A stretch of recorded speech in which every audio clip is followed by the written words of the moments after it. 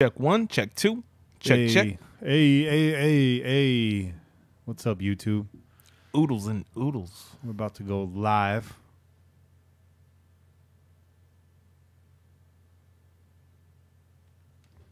Hope you guys are good. It's probably the deadest week of the offseason so far. Biggest news in Raiderland is LeBron going to LA, so there's that for you. It's true. This is true. Girl, you know it's true. Ooh, ooh, ooh.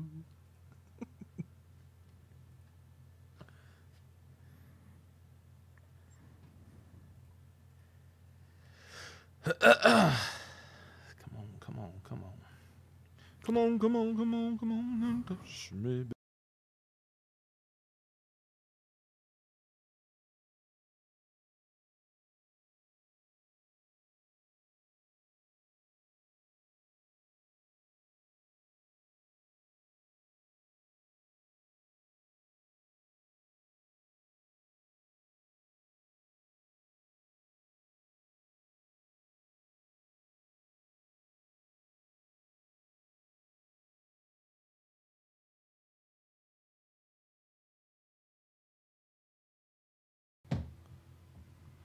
All right. Let me do the Insta, and then we're good. We go when we go.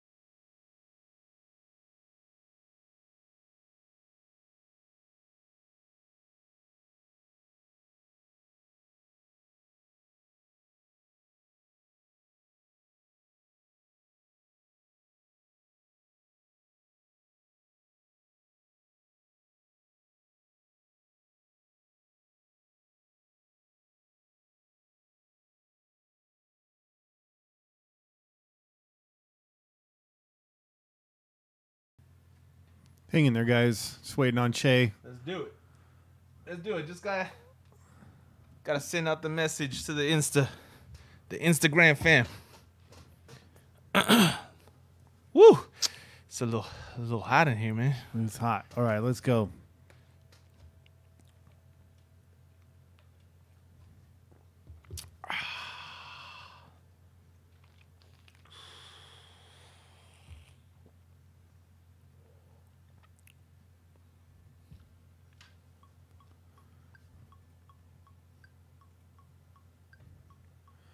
You're listening to the Pillaging Podcast, companion podcast to PillagingJustForFun.com.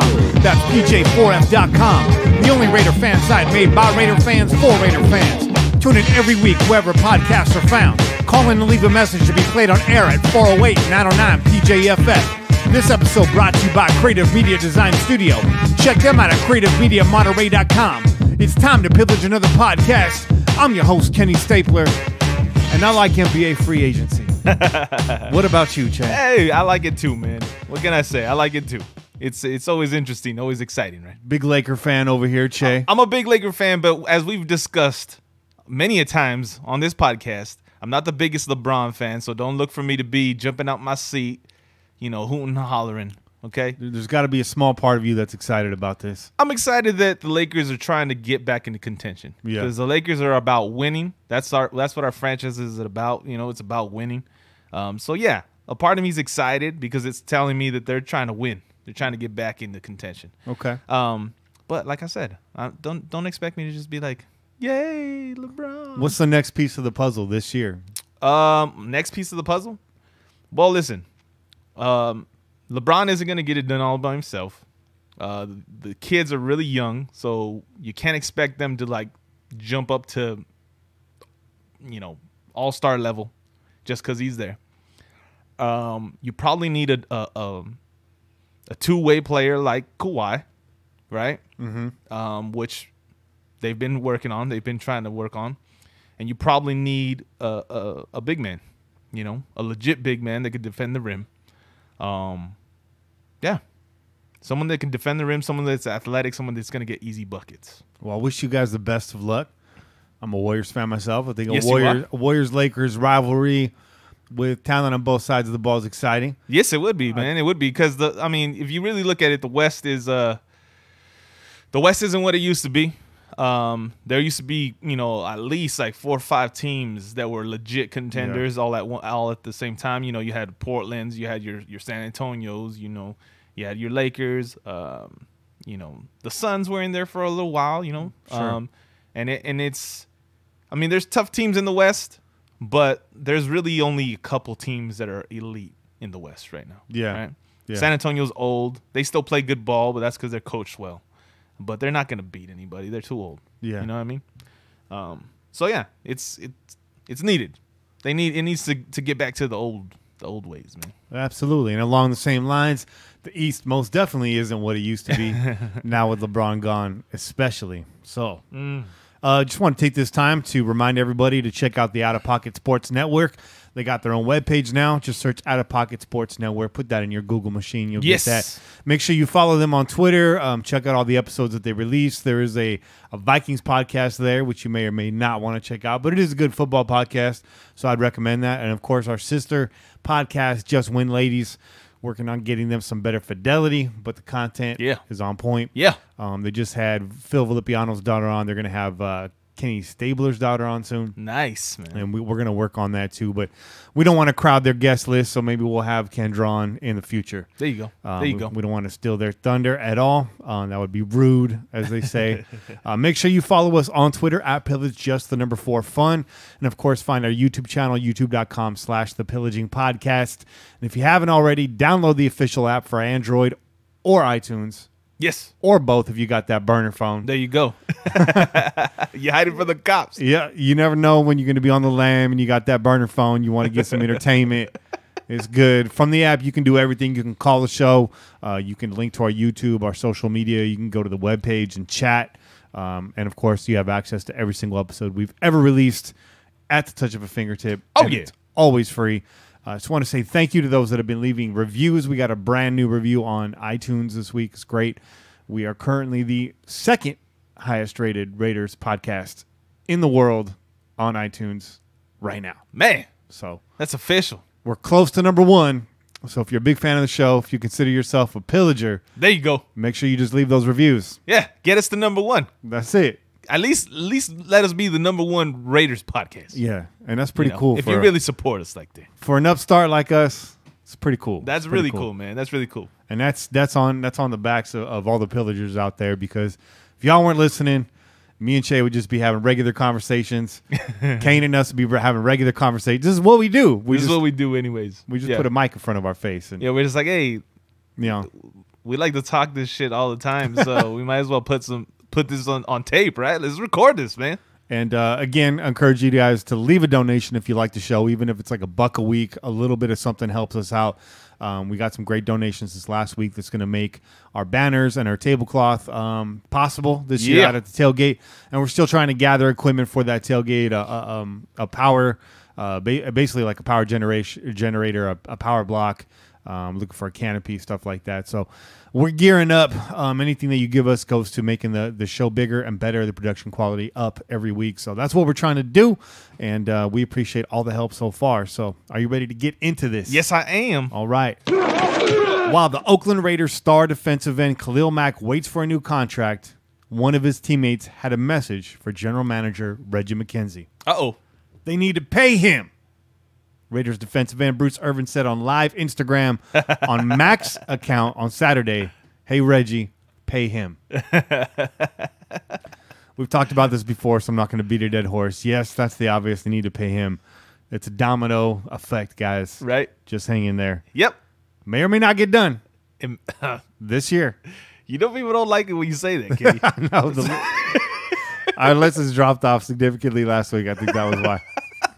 People are like, what? Had nothing to do with the late release date. Just, yeah. This podcast. People were like, this podcast is... Yeah, I mean, y'all said, oh, June 22nd, that's when Carr signed. Well, it's July 1st now. So, unless he's going to announce he's going to the Philadelphia 76ers, this may or may not happen in the next few weeks. All right. Kyle Cockerham. Uh-oh. Say that 3 times fast. Don't do it. I'd get myself in trouble with that one. I don't want to bash anybody. It's not really in my realm to bash anybody, but Kyle Cockerham, you found yourself on a slow week, and you put yourself out there, and this is a side I like, the Silver and Black Pride. Kyle Cockerham wrote an article about a key matchup in training camp. It's called Key Raiders Training Camp Matchup, Colton Miller versus Khalil Mack. In it, he makes the astute observation, quote unquote, to keep it 100, the most important thing about Miller versus Mack in camp is it means Mack is in camp. Right. Captain Obvious Award goes to Kyle Cockerham. Now, Kyle, you write for a good site, which means you've done a lot of work to get to that site, so I'm not saying this in any way to tear you down, but I'm just using you as an example for how slow shit is right now. It's really slow right now, man. So keep up the work, Kyle. That was a reach, dog. I don't know if you have a quote over there, so you're probably just doing your job, so it's all good. I rarely write, so this is all in love, Kyle. If you do listen, which I doubt you do, but if you do listen, man, it's all love. But yeah, had to use you as an example. Sorry to put you on blast, Kyle. Oh, yeah. Speaking of Mack, he recently appeared on an IG post posing the question, which QB would you build your franchise around, Carr or Jimmy G? Now, just to clarify, Mack didn't pose that question. He appeared on a post that posed that question. Yes. I believe NFL Network put that out. So talk about this shit, because you brought this to my attention. Yes, I brought that to your attention. I was actually going to post it on Twitter when I saw it, and then I got caught up with daddy duties. Then I came back to Twitter, and it was all over the place. And I was like, all right, I'm just not going to post it no more, because then I'm just going to look like... It's redundant. Yeah, redundant, right? Yeah. Yeah, I saw it, and it was good to see, at least visually see Khalil Mack's words in support of his Raider teammate, right? Yeah, something. It lets you know, all right, man, like, it's okay. Take a deep breath. Exhale now. Khalil Mack is still a Raider. Right. He's still loyal to his boy, DC. He's still loyal to the Raiders, even in just 3 words. 2 words, actually. DC, easy. That was it. That's all. Easy. That's all. Easy. That's all he said. So, DC, easy. Done. Somebody needs to put a post out there. Who's the best pass rusher in the league, Aaron Donald or Von Miller, and wake Khalil Mack up? Yeah. What about? What? What's that? Not that you're not in the NFL, but get it. Come on, man. Get in camp. But to go back to that post, I mean, that was just a ridiculous ass post. We'll get into that. We're probably going to get into that a little bit more. Just talk about it. Let's talk about it. Okay. Yeah. That was just like, it's quick hits. Yeah. So maybe we're going to wait. We can put it, Kane's Corner? You want to park that for Kane's Corner? Maybe let's do it on Kane's Corner. All right, let's park because it is quick hits, and I can get really angry right now. Okay. And, save that. Carry that emotion through the show.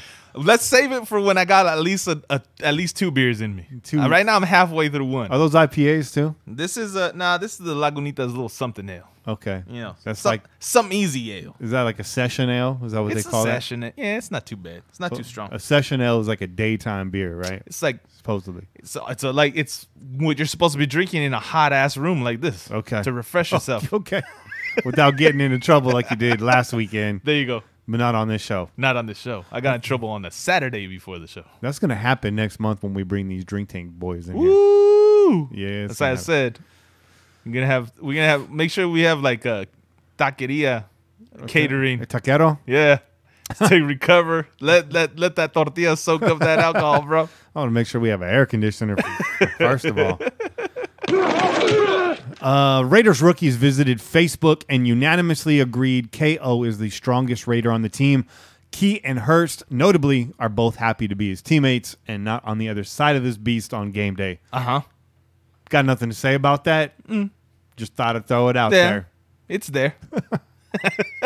Slow week. Slow week. Happy birthday to Mike Haynes, Richard Mostardi, Cleo Montgomery, Dave Waymer, and last but not least, happy birthday to Bobby Hamilton. Some of those names you may or may not recognize. Some of those guys are Cuddy Raider players of yesteryear, but you definitely got to know who Mike Haynes is. Yes. Shout out a happy birthday to all these fellas. Yes. We like to do birthdays on the show, but slow week. You go ahead. Slow week. Slow week. Yeah. But happy birthday to all you former Raiders and Raider legends. For sure. Those of you that listen to the audio version of this podcast, pay it no mind because your breaks are always the same length. But those on the YouTube stream, whether live or watching back, we're gonna make an attempt to make those breaks go a lot quicker today. It also gets us out of the studio much earlier, which is everybody benefits. So I say that because we're coming up on a break right now. We got Sean Hildebrandt coming on. You may know him as Hawaii Sean, or I think it's Oahu Raider or something like that. I think so. Yeah. He'll set that straight when he comes on. But he's a longtime writer for the Raider Ramble, very prolific on Twitter, got a lot of followers, tweets a lot, funny dude, lives in Hawaii, interacts with us often. But today we get a chance to interact with him on the air. Yeah. So he's nervous, he said. Don't be nervous. Yeah. Man. He's like, you guys are the professionals. We're not that professional. No. I laughed, man. I was like, really? I put it in quotes. Those are professionals? Is that what we're being called? I don't know. Doing it wrong. It's questionable. I told y'all, man, we should stop promoting this show. It's getting too big. People are going to be expecting like professional things out of us. Right. Oh, man. Fuck that noise. Can't say that on CBS Sports Radio. That's right. That's not very professional, right? All right, but we're gonna take a short break. Chay's gonna crack open another session ale. I'm almost done with that one. He's almost done. I'm gonna get a little more water. I just down my coffee, and Sean is waiting in the wings. Anything you want to say? No. Stay tuned. Stay tuned. Yeah. We out, y'all. Peace. Go Raiders.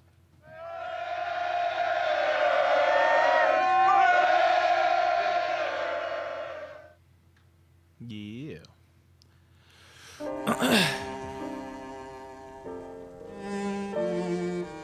Some good energy there. Yeah, it was a good start. This is a good start. Woo!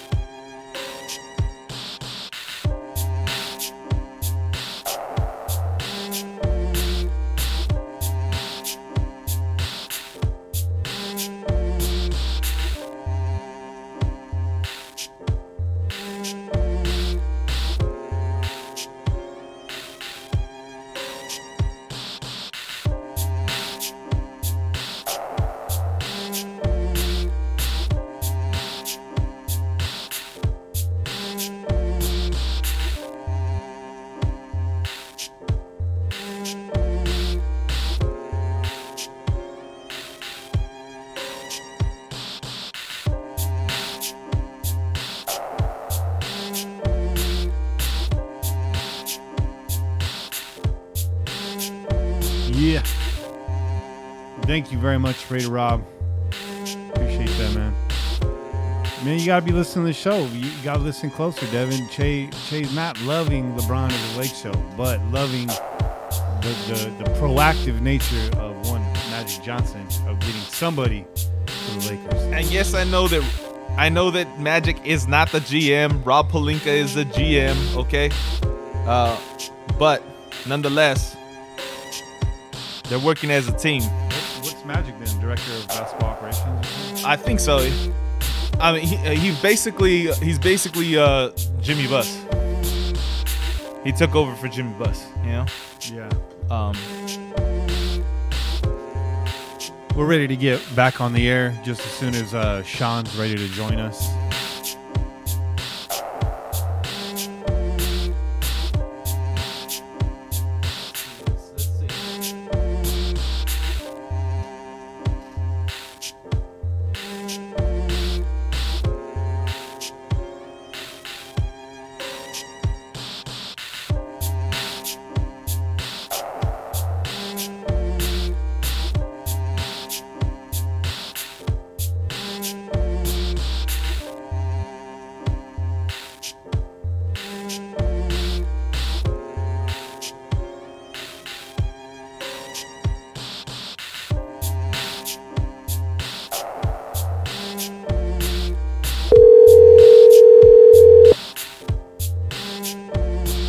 Hello. Hey, Sean, how you doing? Hey, good, Kenny. How you doing? Good. I'm here with my co-host, Che. Say something, Che. What's good, Sean? Hey, what's up, Jay? All right, cool. You can hear us both. Yeah, I can hear you guys. We're ready to go. We're live to YouTube right now, but we're on break, so it's real casual, Sean. It's real casual. Yeah. But I'm gonna fade out the music here, and then we're gonna get right into it. You good with that? Yeah, sounds good. All right.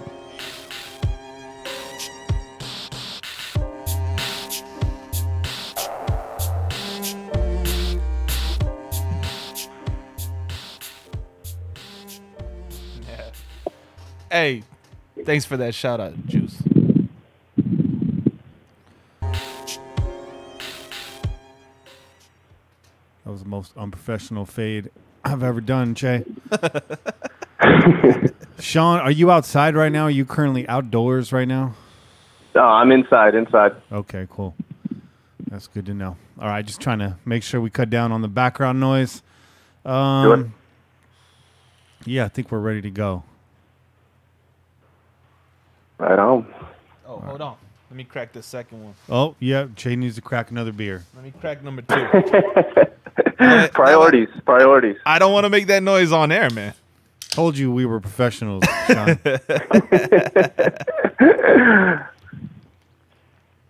Actually, you called us professionals, and I questioned your authority on the matter. Hey, man, you know, I don't have these type of opportunities popping up all the time. You guys are dedicated to the craft. That makes you a professional. We appreciate that. Dedicated to the craft beer. That works too. You can have both. You can have both. Yep. Oh, man. Dude, let me hit that lemon cookie again, man. Che's a IPA guy. Kenny, me, I'm more of a lager, cerveza guy. Cerveza. I just want something cold and tasty and refreshing when I drink a beer. I'll go like Modelo. Modelo, Pacifico is my brand of choice.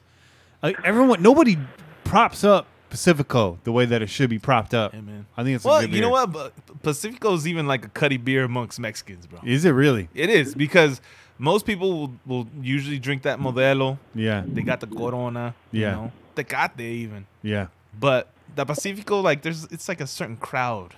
Yeah. That drops the 12-pack of Pacifico in the cooler.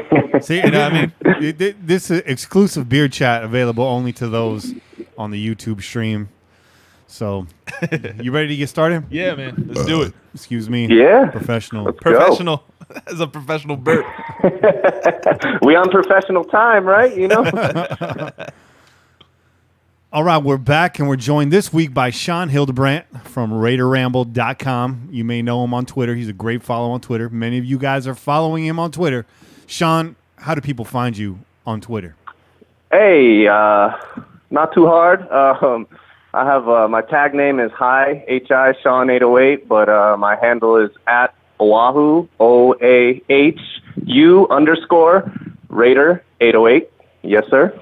So I'm assuming the 808's the area code and the Hi is short for Hawaii. Correct. Very good. See, told you were the utmost professional at this.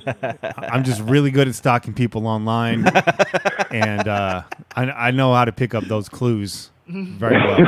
Right. You must be very good at decoding people's license plates too. I'm actually not bad at that. Not too bad at that. Yeah. Although I've never pulled them over and asked them because that would be a step further than I'm willing to go. Right. But yeah, tune into crossing the line, man. Crossing the line. Che and I are starting our own catfish podcast next month. So tune into that if you want some more tips on online stalking. So, Sean, welcome to the show. Thank you. Been trying to get you on here for a while, but you just had a major life event. Yeah. And that event was that you stepped down from Twitter for a while. And, of course, the minor event that was maybe a casualty of that is you got married. So I wanted to... What a mistake. I wanted to congratulate you on your Twitter hiatus, and I also wanted to ask you... sorry, I got a little choked up there. How your wedding's going? How was your wedding? What's the married life like now for Sean? What's changed for Sean? Oh, man. Well, thanks for asking. Yeah, the wedding was great. Beautiful, magical, something out of a Disney movie. There you go. And I don't know, a little over a month now, and I think a lot more adulting going on. All your decisions are linked to reality to your wife. So, yeah. Man, I'm just I'm at the mercy of whatever she wants, whatever is the best for our family. So it's a beautiful thing. I'm happy to finally seal the deal and get it done in the off season, right? Get the contract done in the off season, so I can focus on Raiders football in a couple months here. You gotta be in training camp, Sean. You gotta make it to training camp, I know. bro. I gotta be in Napa in 2 weeks, so I'm pumped. Sean, how long was the holdout before you actually signed the documents?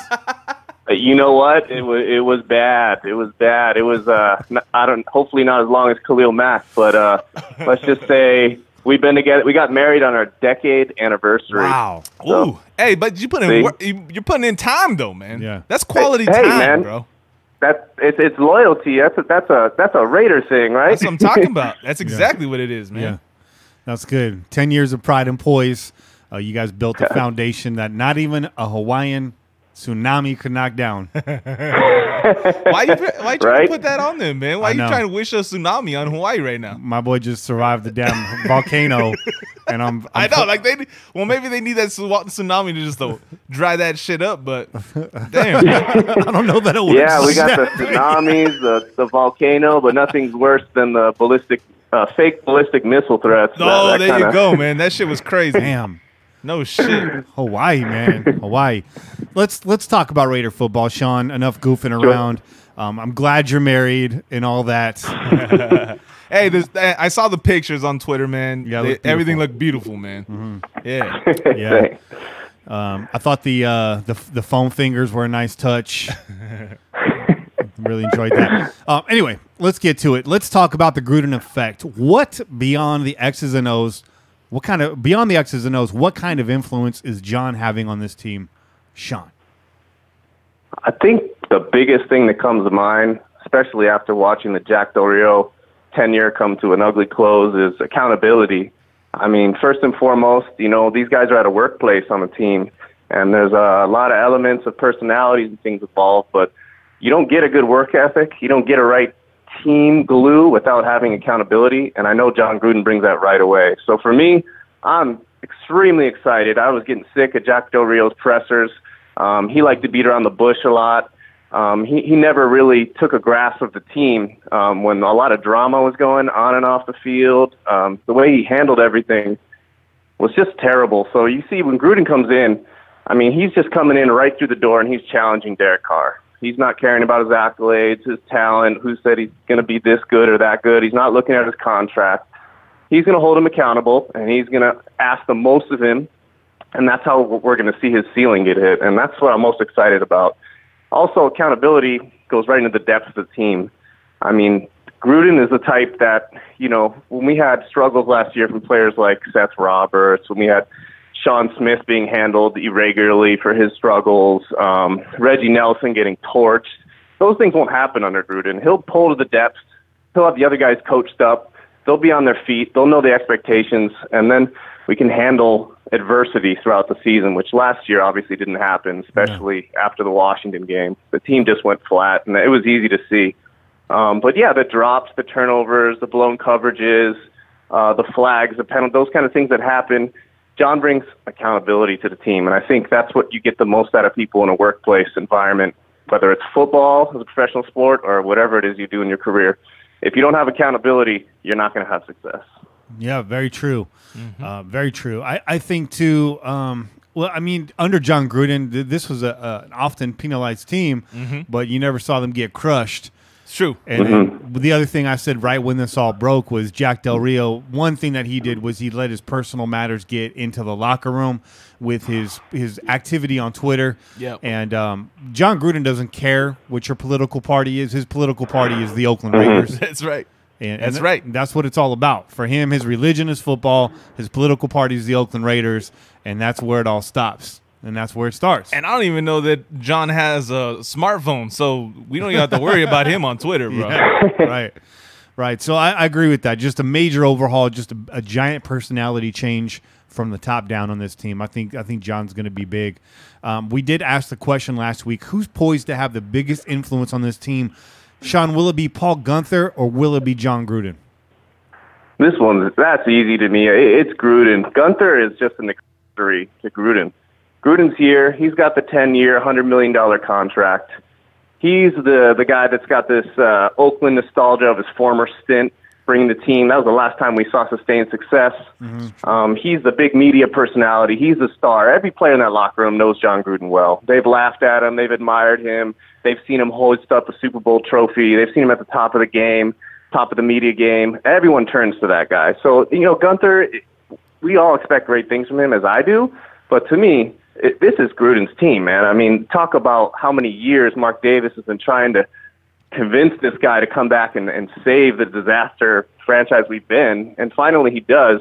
And he's got everything. He's Chucky, man. People know Chucky. A lot of these players, the ages they are, they grew up. They saw hints of that growing up. And when that guy's in the room, he just demands respect. You look at all the players, Bruce Irvin, namely, kind of a vocal, outgoing, spoken guy on the team. He's already talking about people buying in. Donald Penn, a little controversy behind him, but, has been a perennial all-star since joining the Raiders, and he's speaking it too. And you've seen Carr. He's just gushing out towards this guy. He knows people are kind of questioning, hey, can Carr handle the personality of Gruden? And I really didn't like when that came out because Carr is rising to the challenge, and he knows he has to get there. Last year was a safe environment. So, to me, it's Gruden, man. He's got the vision, and he's the guy that's going to take us here. And he sent a message, right? Yeah. He has the biggest influence because he came in, and look, we all wanted to go, we can battle about it all we want, but Crabtree had issues, right? He had personality flaws.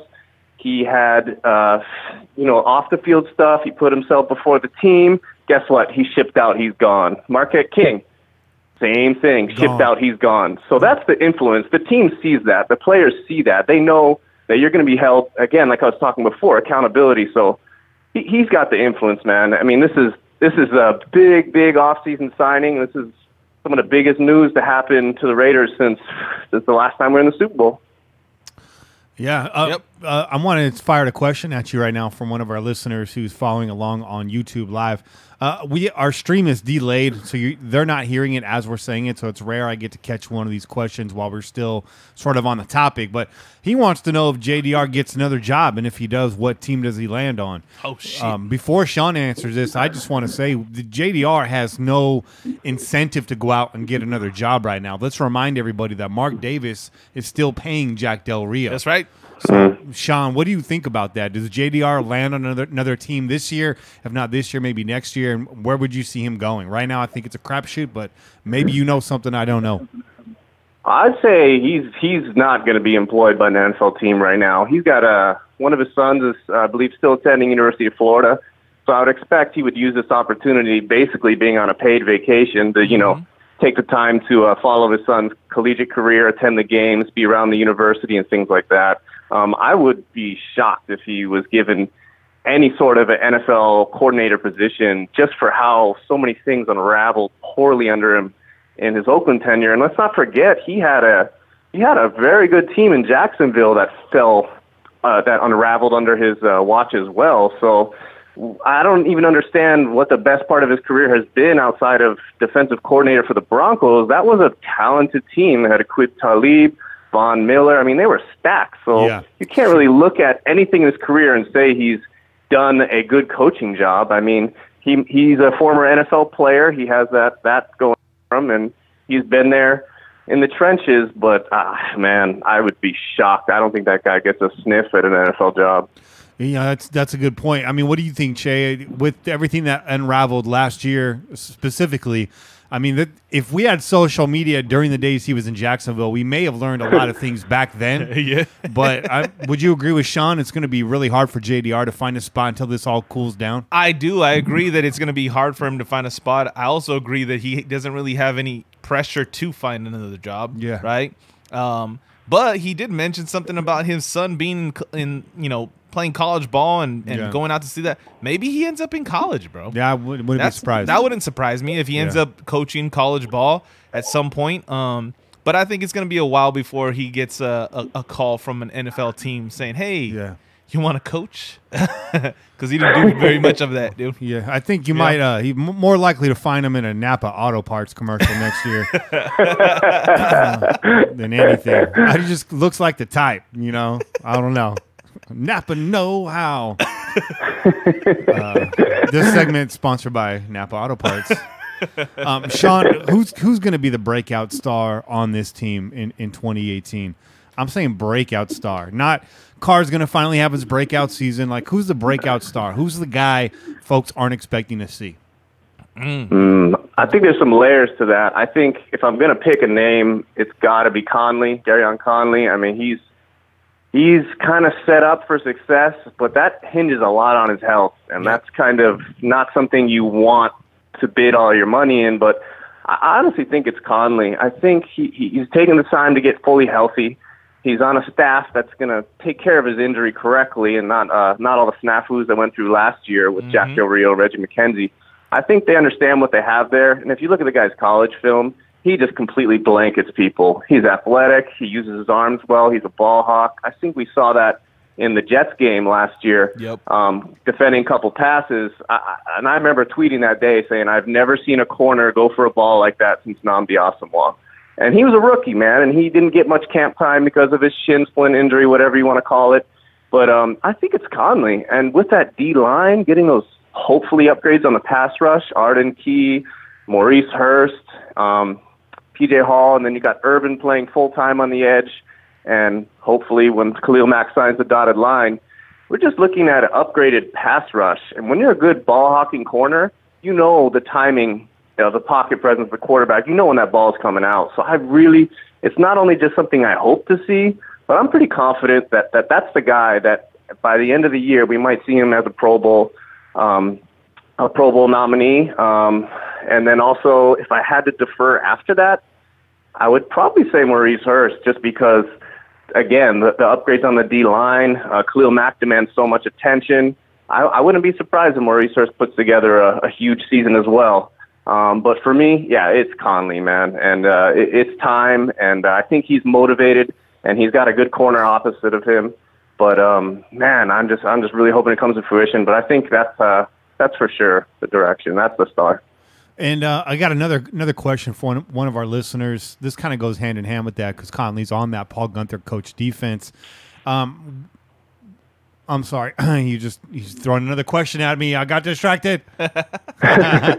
Come on, you're professional. He wants to know if we're going to see a ton of disguised blitz packages with Guenther in charge of the defense. Do you think? I don't know. I think there'll be some hybrid formations. I think, he's hinted that, Khalil Mack will move around on the defensive line, interior, exterior. He might stand him up, drop him in the coverage. So, I mean, after watching Ken Norton Jr. defense, we're going to see a lot more disguised things pre-snap. I think we have the ability to do that because we have better pass rushers. We also have an upgraded coverage specialist in Derek Johnson at linebacker with a high IQ, veteran savvy. And then you look at Nicholas Morrow's role, who the staff is gushing about. That guy can cover people too. So when you can cover people in the intermediate passing game, that's when you can afford to send up extra people. That's when you can afford to sneak up people in the secondary, in the box. And I think that's what we really need to look into. I think guys like Carl Joseph, that guy, when he's playing downhill in the box, that's when he's the best. Yeah. And I really hope to see him coming over the line of scrimmage at times in the season. But absolutely, we're going to see more blitzes, more disguises, more varied schemes. And I think that's something that, we have the personnel to do and the coaching and scheme behind it. Yeah, and what I was reading in that SI article that came out last week about Paul Guenther is that he had his hands cuffed a bit under Marv Lewis, because Lewis is a defensive coach as well that doesn't like to blitz, but that Guenther actually has over 24 blitz packages up his sleeve. So I think what you're saying is correct about the mid-level pass coverage, but depending on how things unravel this year, different offensive wrinkles we see, depending on who the matchup is, I think you're definitely going to see a much more aggressive defense either way. So hopefully that answers your question, Mr. Sean Grogan.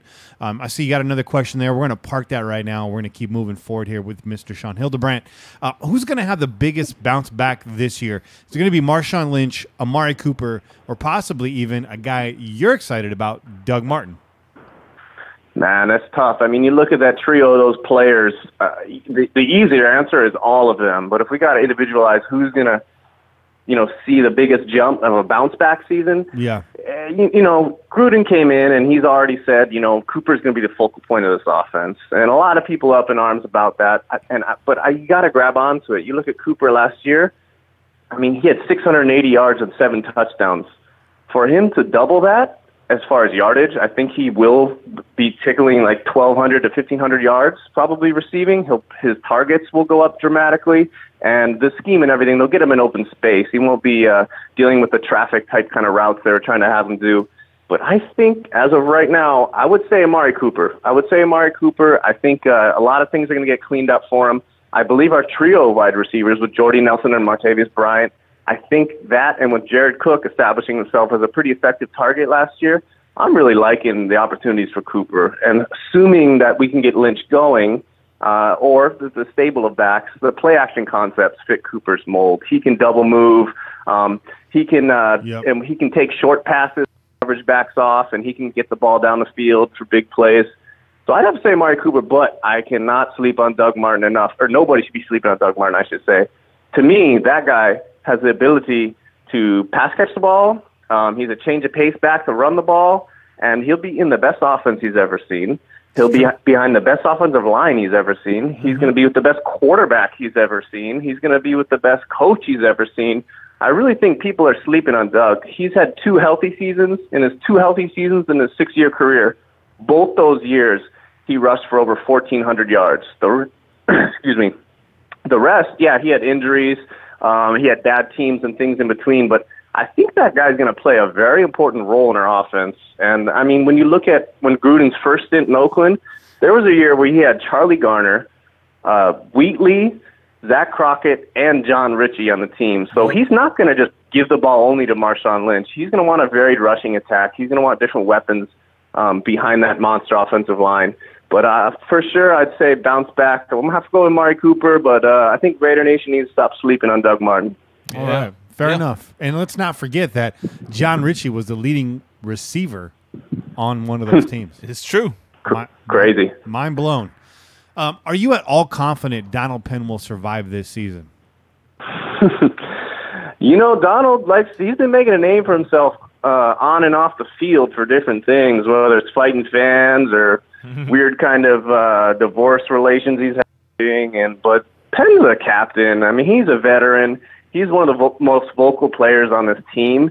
He's up there in age, but he's producing, and he steps out there. And, I'm confident that he's going to play throughout the season. And I'm also leaning that way because I think the guy's Colton Miller coming in. I really don't want to see that guy take a snap at starting left tackle this year for Carr. The division's full of great pass rushers with Von Miller and Joey Bosa, et cetera. So I think it's important, but I'm confident. I mean, he's been injured 2 years in a row, and he's never had many injuries his whole career, so obviously his body's reacting a little differently. But I think I'm confident that this is his year, but I think after this year, the team's has to hope to insert one of the newer options, Albert or Miller at left tackle. Yeah, and this could be a whole carryover from that JDR training regiment, which seemed to injure a lot of players in you know, during JDR's tenure at both Jacksonville and in Oakland. So Sean actually asked a question about that. What's the difference between the conditioning coaches or the conditioning staffs? From what I've heard, Sean, the biggest difference is that this conditioning staff is much better at gauging where a player is, meeting them there and coaching them up rather than JDR. Basically, just strength, get back out there. We need you rehabbing as soon as possible. There seemed to be a trend or a culture of impatience there and just brute strength. The flexibility wasn't as much of importance, those kinds of things. So that's what I've seen, the stretching and the flexibility and the willingness to slow down and go at the pace of the actual athlete rather than rushing them along. Those are the differences there, Sean. I thought I'd just step in and answer that question because it went so nicely with Sean's answer. Sean, your pinned tweet on your Twitter account explains the pride boost you get when folks give you a disgusted look after finding out you're a Raider fan. Speak on this, because I think a lot of us can relate to this, but it's never really been articulated on the show. So talk a little bit about that. People ask you, well, you're an NFL fan. Yes, sir. I'm a Raiders fan. And they're like, ugh. And you're like, yeah. Why? Makes us happier, I right? think it's focused on, the culture and the history of the whole franchise just presents itself as to where, well, no matter what age group you talk to, everyone's got an opinion on the Raiders. So to be hated, it gives you a sense of pride. It gives you a sense of, I've been there through the ups and downs. I've been the guy defending Al Davis or not defending Al Davis. I understand, the AFL merger history and, all the rivalries with all these teams. I mean, one of the most oldest decorated franchises in the history of the NFL, right. And kind of more so in this modern day time. We've had a huge drop off of success, a lot of failures, but you still like to hold on to that. So to me, I always think the whole nostalgia of being a Raiders fan is kind of about that. It's us against you. That's the feeling you get. You see it when you walk around, you're wearing Raiders gear, and you can kind of see people scoff at you. And I like to throw it back in their face, and that's kind of what the fan base is about in general. Yeah. But yeah, that I love that pin. That's my favorite pin tweet, that I ever had, because Lee Smith is on there, and he's kind of got that badass look to him. So I call him the axe murderer that has the hands of a Bath and Body Works employee. Damn. Yeah, I saw you perk up over there while he was giving his answer. Do you have a similar feeling? Hell yeah, man. Yeah. I love it when people talk shit to me, man. Because I'm like, all right, that's cool. That's cool. You're just enforcing my love for the Raiders, man. Right. You're just making me feel even better about the fact that I ain't you. I'm good right now. Yeah. Thank you. Thank you for reminding me why it's good to be a Raider. There's a picture that I use for my avatar on pj4f.com, my Discuss profile. I see quite a few Raider fans use it on Twitter, and I think it really sums up everything Sean and Che just said. It's a picture of Kenny Stabler that he took for this, I think it was the Sporting News, and it's him wearing a T-shirt that says Silver and Black Attack, and he's just giving the camera a middle finger. Yeah. Yep. That's classic. That's it. And MC Red said it best. MC Red said villains in black, and we're about to attack, right? That's right. That's what it is. Right. That's right. It's that whole outlaw villain mentality that Raider fans really flock to, that mystique, that silver and black, and we'd love to be hated. We prefer when our backs are against the wall, when we're being counted out. Last year, we were the darlings of the NFL, right? And you see how that worked out, right? Oh, you know what I mean? That's right. It's true. And everybody's back to talking shit about us again. So I love it. Good for us, bro. Yeah, it's good for us. Man, last year was that was a rough one. I can't remember any point in time where I've been more humiliated at points, but like I said, it just re-encourages that self-pride. You understand people love to see us fail, and we definitely dropped the ball and failed on a lot of points last season. But coming straight into this off season, you feel that fire get back up in the fan base, and that's what we're all about. Year in, year out, people tease us because we'll tell ourselves we're Super Bowl favorites, but there's not many franchises that aspire for anything more than, hope we make the playoffs. So it's just kind of foundation of who we are, right? We're kind of like, middle finger to everyone else, and we're going to be about ourselves, and we're always going to take us to win no matter what kind of matchup we're in. So man, it's just, you bleed silver and black. That's what you're used to. You're used to going to the bar and people wanting to see you fail and boo while you're watching the game. But, it's built off decades long of people hating on the franchise. So. Sean, you live out there in Hawaii, and if you're experiencing this out there, then I'm assuming that the NFL has a pretty good fingerprint in Hawaii. I'm assuming there's a lot of football fans out there. Even though you guys are literally on an island, that doesn't mean that the NFL stops, right? The NFL is worldwide. It's a global entity. How did you become a Raider fan living out there on the islands? Well, actually, I'm originally born in Connecticut, but I was essentially raised in California, so my fandom came in Southern California. I lived in Orange County, not far from Los Angeles growing up. So actually, one of my neighbors my friend and his dad had offered to bring me to a game when I was maybe 8 years old, something like that.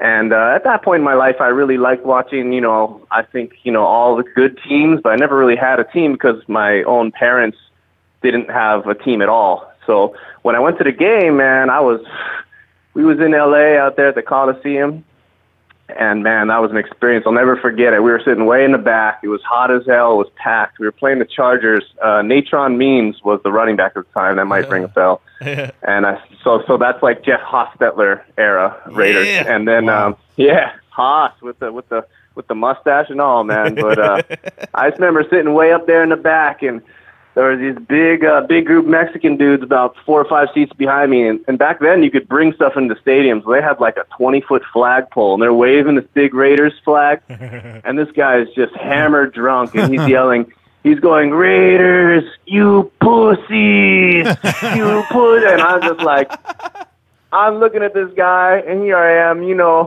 I'm just like this innocent white kid, and I'm looking around, and I see all these people telling the Charger fans to sit down when they stand up to cheer for a first down, and I was just like, and that kind of goes back to what you're talking about, like, people are repulsed by us, so I loved it. I went home, and I couldn't stop talking about it to my dad and my mom. They were looking at me sideways, like thinking like I'm destined for some kind of bad lifestyle because I, was so infatuated. But, man, yeah, that's how it works. So, and out here in Hawaii, we kind of have like a rebel warrior culture rooted here. So you get a lot of local Raider fans for the same reasons. Wow. Your parents are probably most appalled by you saying, "You pussies," yeah. when you were telling them the story. Yeah. And that's what he was saying, Dad. I didn't say it. He said it. Right. I'm just saying what he said. That's kind of how it was. And I could feel it in my family. Like, as I got older, my brother married a San Diego Charger cheerleader. Uh-oh. So I actually went to, I was at the wedding. I was his best man. So there was actually players there. So namely Mike Skyfers, the punter for the Chargers. Shit. Yeah. Yeah, he was one of the groomsmen, so he was there. And, he was a pretty entertaining cat. So, I told him I was a Raider fan. And by the way, this guy is very interesting. Mike Skyfers is from, I forget, some small town. It might be like, I don't know, Ohio or something. But he was telling me about his life. He only got one scholarship to punt, right? He was a soccer player, and he took it, small school, ended up with the Chargers, whatever. But this guy was a piece of work, man. For a white dude, I just started talking to him. That guy talked like he's a whole different person. He's like, "Hey, man, what's poppin'? Let's shoot up this Patron." And I was like, "What the hell? You a white punter?" And he was hanging out with the Mexicans in San Diego, man. That's what he was doing. Hey, man, he had some stories about Seabass too, though. So he was telling me just some funny. They were good friends, so he was telling me all about Seabass. And, man, the stories he had on Seabass about, like, he said one, I guess the Raiders were on a bye week. I used to always drive down to the Charger-Raider game every year from SoCal. I always saw that game. But he said one time Raiders on a bye week, and Seabass came down to hang out with him. So he was there for the game or something. And he said he came out in the parking lot afterwards, and Seabass had destroyed a 30-rack of beer already. Yeah. Yeah. That's our boy. That's our boy. I was like, oh, that's Seabass. But yeah, man, my family ties, it's just me. It's just me all alone. Like, my parents have, like, my whole family has, like, uneasy celebrations. They're like, I can tell they're like, "Oh, congrats, your Raiders won." But I could tell inside they're like, "Oh, those dirty people." Oh, your family. They were probably like, Jesus Christ, there goes there goes the family. So, as you know, Raider Nation takes eating seriously. Sean, if you've ever been to a Raider tailgate, you know this for certain. What are some of the best dishes Hawaii has to offer? Ooh. What do I need to be eating when I go out there, and not all this touristy poo-poo plate bullshit that they try to shove down your throat, not these Dole Pineapple Farm sampler packs they be handing out. What do I really need to be eating when I go out there? You can give me dishes, you can give me establishments, just we're all about food porn on this show. Hell yeah. And the time has come that you spill the tea about Hawaiian cuisine. Yeah. Damn. Well, I mean, the cuisine's different. It's very multicultural. It's mixed. We call it like a local fusion. A few things you eat are actually, you would call or identify as actually like Hawaiian. That's more ancestral. But as far as we would call it like local food because it's has so much diversity to it. But number one, like at the tailgate, everyone's barbecuing the things. We'll get to that later. But when you're at the tailgate, what you got first is you got poke. So that's poke. If you don't know what it is, it's raw cubed fish tossed in seasonings like onions, soy sauce, sesame seeds, green onions, whatever it may be. So raw fish is a huge thing out here. Obviously, we have Hawaiian waters caught fish. So you got to eat your poke. That's first and foremost. And if you ever come out here, I'd be happy to tell you where to go to get the best. But we're always eating a lot of raw fish. We have a big Asian influence, so we're eating things like edamame, like soybeans you'll see at a barbecue. That's what you snack on. It'll be in soy sauce and garlic and chili peppers, things like that. We pickle vegetables like Maui pickled onion, all kinds of things. So when we get to grilling, it's a little different. Like in Oakland and stuff, or wherever you go to a tailgate, you might see like a lot of ribs, right? Like slabs of ribs. Yeah. And those, but out here we have like a Korean influence. We do kalbi short ribs. So those are a thinner style cut. But everyone's grilling kalbi short ribs. That's like, you got to have that when you're out here. It's normally in like a sweeter kind of barbecue sauce. And then one thing grilling out here is a lot of people, we use kiawe wood.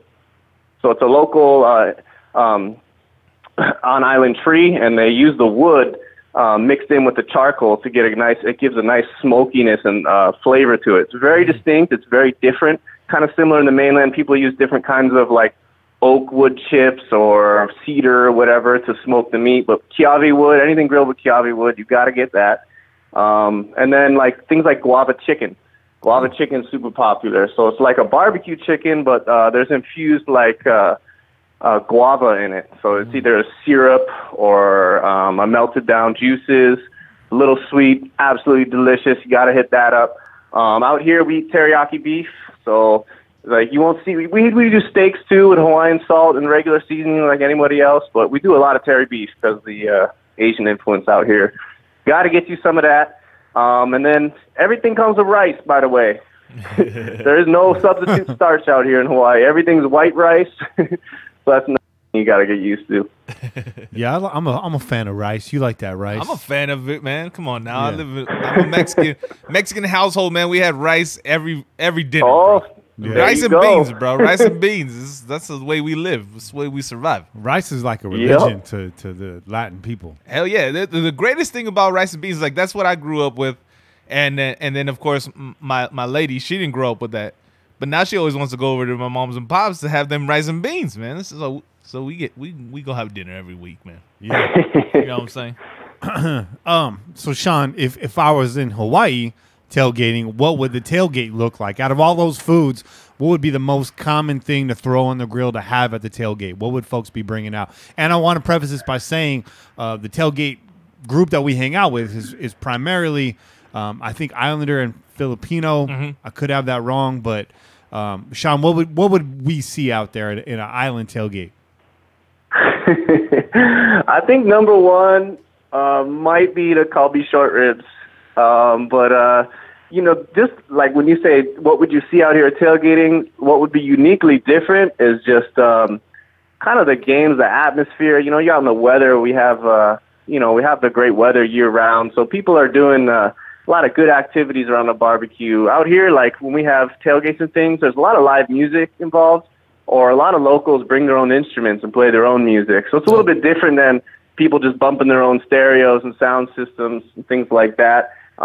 We have a huge gambling culture here. It's 100% illegal here, but because we have a huge Asian gambling is huge in Hawaii, so everyone calls Las Vegas the ninth island. That's where everyone wants to go.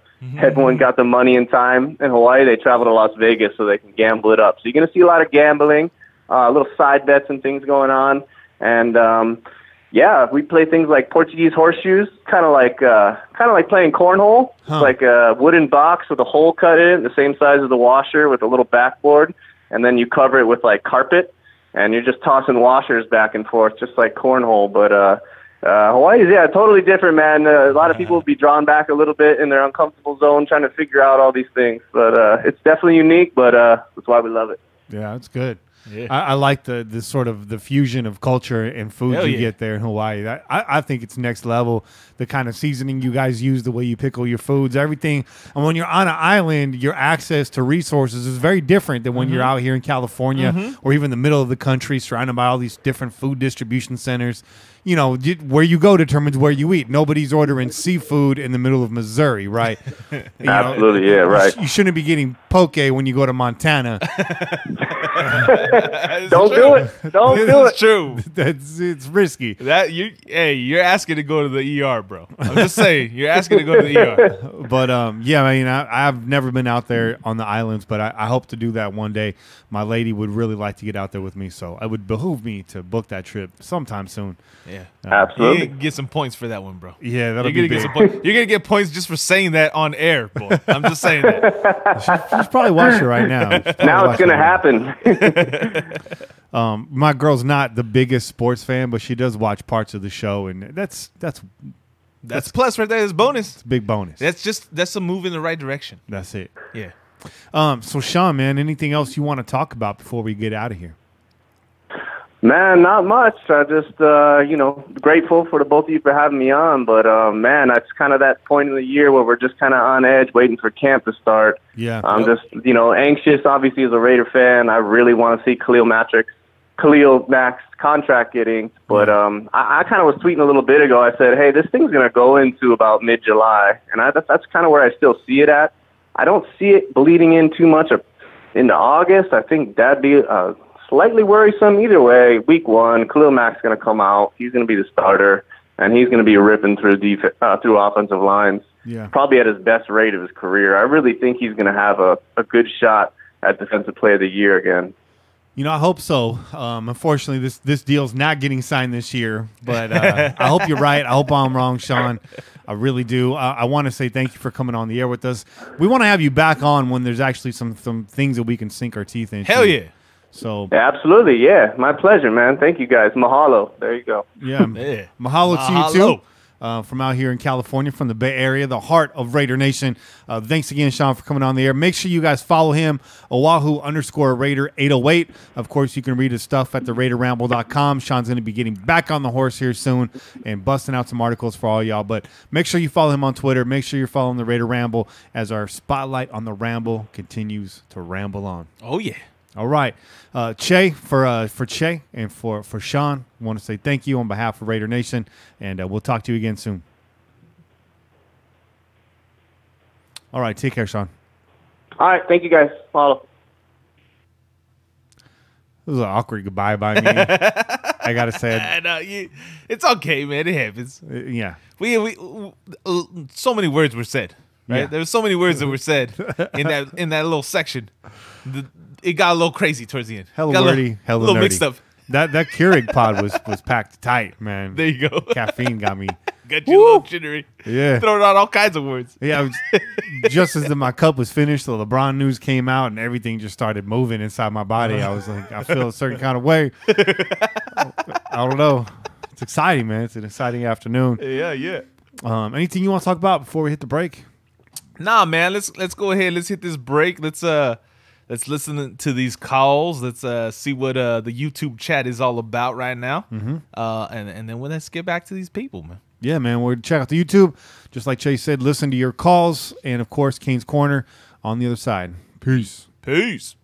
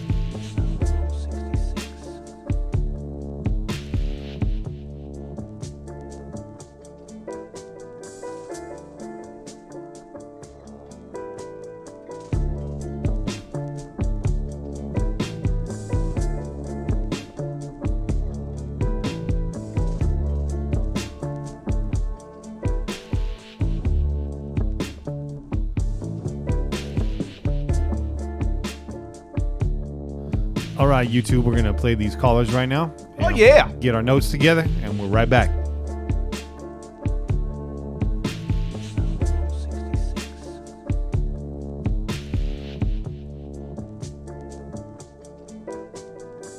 So, we picked up a new full. Jenny, Jay, it's WAP. So, we picked up a new fullback, I guess. His name was Ryan Yurchek. Or a new fullback, yeah. Ryan Yurchek, yeah. Replacing Poggi or Poggi. I don't know much about him. I know he has 140 some odd catches and 1,300 yards. He's got some sticky hands, but he's really good at catching the ball. There's a video of him catching a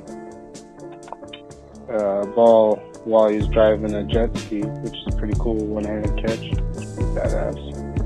I hope he didn't get put on the team just for that. I don't know. Fullback position is just kind of driving me nuts a little bit. I think we were alright with Jamazel or Wale. I do like that new guy, Smith. Even though I just do some new Yurchek or the Poggi guy I didn't know much about. I didn't really care about him either. And we picked up a new defensive end. I think his name was Frosty Rucker. Just an average dude. He's a veteran. I think he won like a Super Bowl or something. He's got 29 tackles and 1.5 sacks last year. Not that great. He's probably just a backup at best. Somebody to kind of be a big dude to kind of play max position for a little bit. I don't know, maybe getting Arden more reps. Who knows? I mean, I'm not happy about that one either. I don't really care. But that Jim Jacks was pretty cool. Pretty cool dude. Liked what he had to say. Pretty knowledgeable. When I have talked to him, he's known just about everything, even though we kind of slightly disagree on Gannon, but that's to be expected. But his story kept getting cooler every time he kept talking about it. I was like, dang, this guy's giving Dos Equis guy a run for his money or something. Well, that's about all I got for today, guys. You guys have a good one. Still hot as shit out here in the desert. You guys have a good one. Wapo's out. Peace.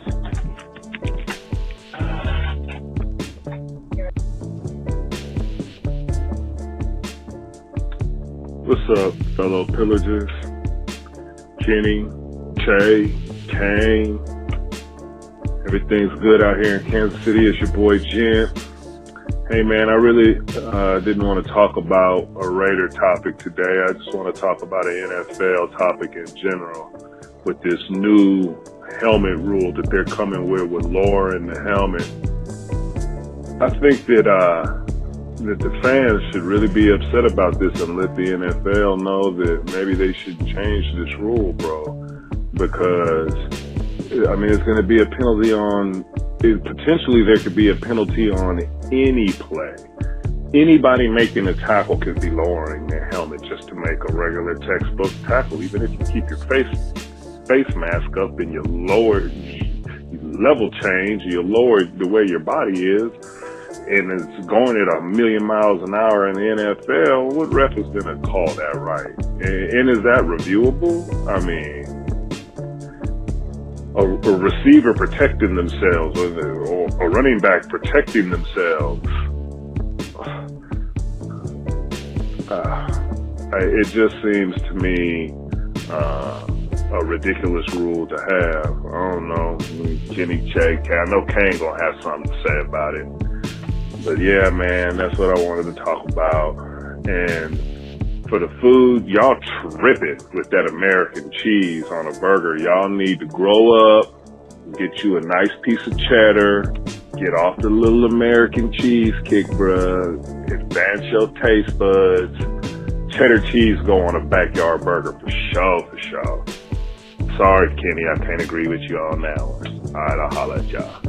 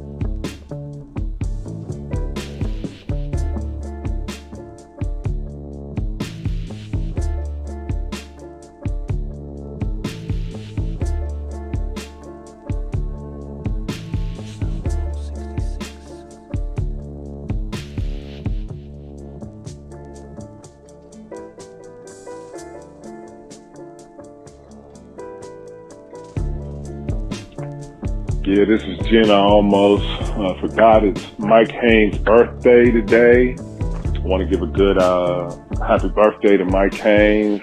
Love that dude. You know, I'm probably dating myself. My favorite Raider of all time is Jack Tatum. And yes, the Raiders have a tendency to go towards defensive back. And the reason why, bro, is because, I mean, don't get me wrong, there are other positions in football that affect the game of football somewhat more than the defensive back. But the defensive back, when they make a glorious play, I mean, it's completely for the glory, bro. It's chains of possession, the whole nine. It's not just about knocking balls down.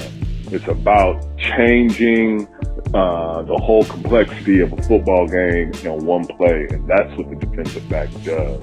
And, you know, that's just how I feel about it and why the defensive back is a glorious position to play, and why Jack Tatum is my favorite player of all time. You know, wide receivers thinking about you instead of the football. That's Raiderish, bro. I don't care what nobody say. And defend my take on the cheddar cheese for a hamburger, I gotta let you know the reason why is the cheddar and the red onion. If you're not putting red onion on your burger, you're not eating a hamburger, bro. It's supposed to have red onion on the burger, and it goes with that. If you don't like cheddar, you don't have to get the sharp. You can go ahead and get you some mild. But if you got mild cheddar with the red onion, a big fat slice of tomato, whatever kind of greens you want to put on there, whether it be iceberg or romaine or Roman, or however you want to say it, bro, you throw you some nice greens on there, that's a backyard burger. For sure. Love the Raiders. Love y'all. Talk to you later. Yo, what's up, guys? This is AJ, Humorous Fiend. Sorry about the sketchy phone call last week. I got Metro PCS, the Matt Flynn of cell phone companies, so sorry about that. Hopefully it doesn't sound as bad this week. One thing I wanted to talk about was little bitch-ass Marquette King. I forgot to talk about last week. I think that's just so hilarious that Marquette King would be doing his celebratory dance right now. I mean, it makes sense because he ain't going to be doing none of that with the Broncos. I mean, come on, Case Keenum? Come on, man. Marquette King will probably throw a longer pass than Case Keenum this year. Okay, maybe not. But that football team is on the down. Okay, they still got some people. The Broncos still got some people on defense, but let's be real. I mean, they're not going to be as good as they were. They're not going to be that good. Their best player might be Marquette King this year. That's how bad the Broncos are. They're going to be. Okay? I mean, there's a chance, don't get me wrong, Case Keenum, you know, but usually what happens, I mean, we see what happened with Matt Flynn and, Nick Foles leaving the Eagles the first time. I mean, this stuff don't always work. And when some of those quarterbacks were meant to do things, like Nick Foles won the Super Bowl with the Eagles this year, but that was after a big old taking a dump on the football field. That dude sucked. After he left Philly for the most part. But I guess who wouldn't with the Rams with Jeff Fisher? But anyways, Marquette King sucks. I think he's a sad individual that needs some counseling. And I'm going to pray for him, I'll pray for you, Marquette. Get better, because you're going to be crying a lot this year. And I know it's going to be tough, and I know you're going to be on your social media. But from Raider Nation to you don't suck.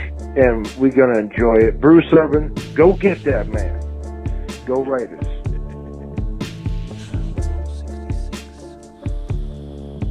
All right.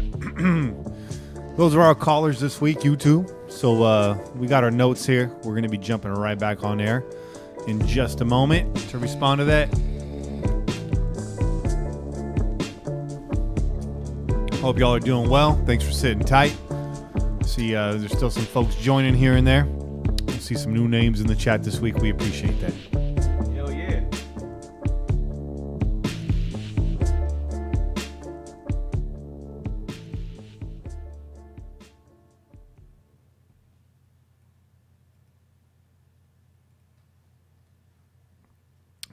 Yeah. All right, let's get ready to get back on the air here, Che. Oh yeah. Well, hold on. Let me get this. Trace. No, número 3. Número 3. Got tap it for good luck.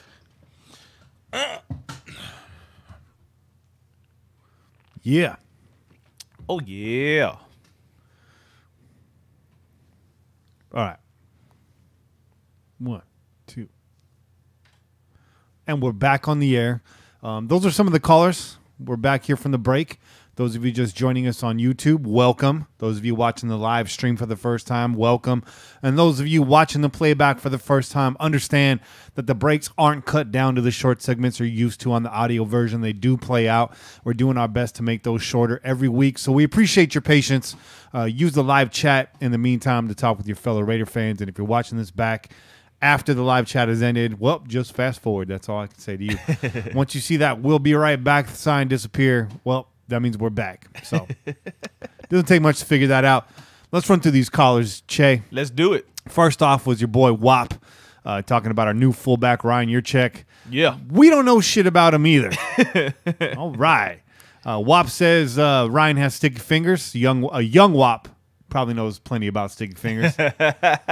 He's got a way with words. Yeah. Slick Italian dude. I'm sure he's run across plenty of sticky fingers. There you go. Time.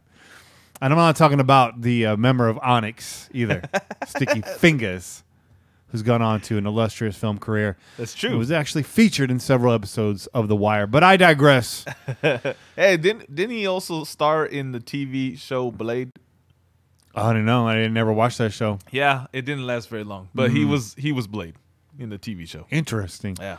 Olawale will be missed for sure. With him gone and a big influx of fullbacks, I'm missing him more and more every day. Yeah. I don't know if that was a numbers thing or what have you, but I really, really thought, I mean, I wrote a piece about how Olawale was going to have a big year under John Gruden, and now he's not going to have a single year under John Gruden. But yeah, you're right, Wop. Jim Jacks was epic on the show. We'll be having him back for sure. And Ronan Murray in the YouTube chat had a question earlier, but he also wants to say thank you as well to Jim Jacks for coming on the show. Jim was a hell of an interview. Yeah, man. Like we said, Jim took us through all walks of life, man. That was a fantastic interview, man. That was cool. Yeah. And for those of you that are on the live stream and didn't listen to the audio stream last week, the show ended abruptly. I want to say thank you for everyone for sending their thoughts and their prayers out to me. Yeah. This was a bittersweet thing. It was more good than bad, but there's still a lot to be determined. That's all I'm going to say about this. This wasn't a health issue. Nobody passed away. Nobody's sick in my family. But I do appreciate the well wishes. I just thought, those of you that were concerned, put your mind at ease.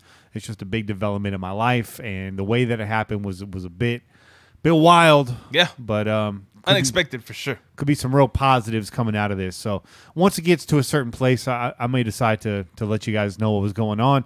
But along those lines, Gent called in. Gent's a member of my family, an extended member of my family, as a good friend of mine. I just want to say thank you for the phone call we had the other day, bro, and thank you for your enlightening phone call this week on the show. Shay, this helmet rule, it's ridiculous. Yes. It's a little. I get where you're going, man. I mean, obviously, the NFL has been big on trying to protect players. Head injuries, obviously, with all the court cases and the movies that came out, right? We just recently had a movie that came out, like basically putting the spotlight on the NFL. Yeah, this is a reaction of to all that stuff that's been happening, that's been going on, the CTE stuff, like all that. This is a product of that. So I see what they're doing. They're trying to make it more positive, but you're absolutely right, man. Like, to what extent does that start to affect the actual game?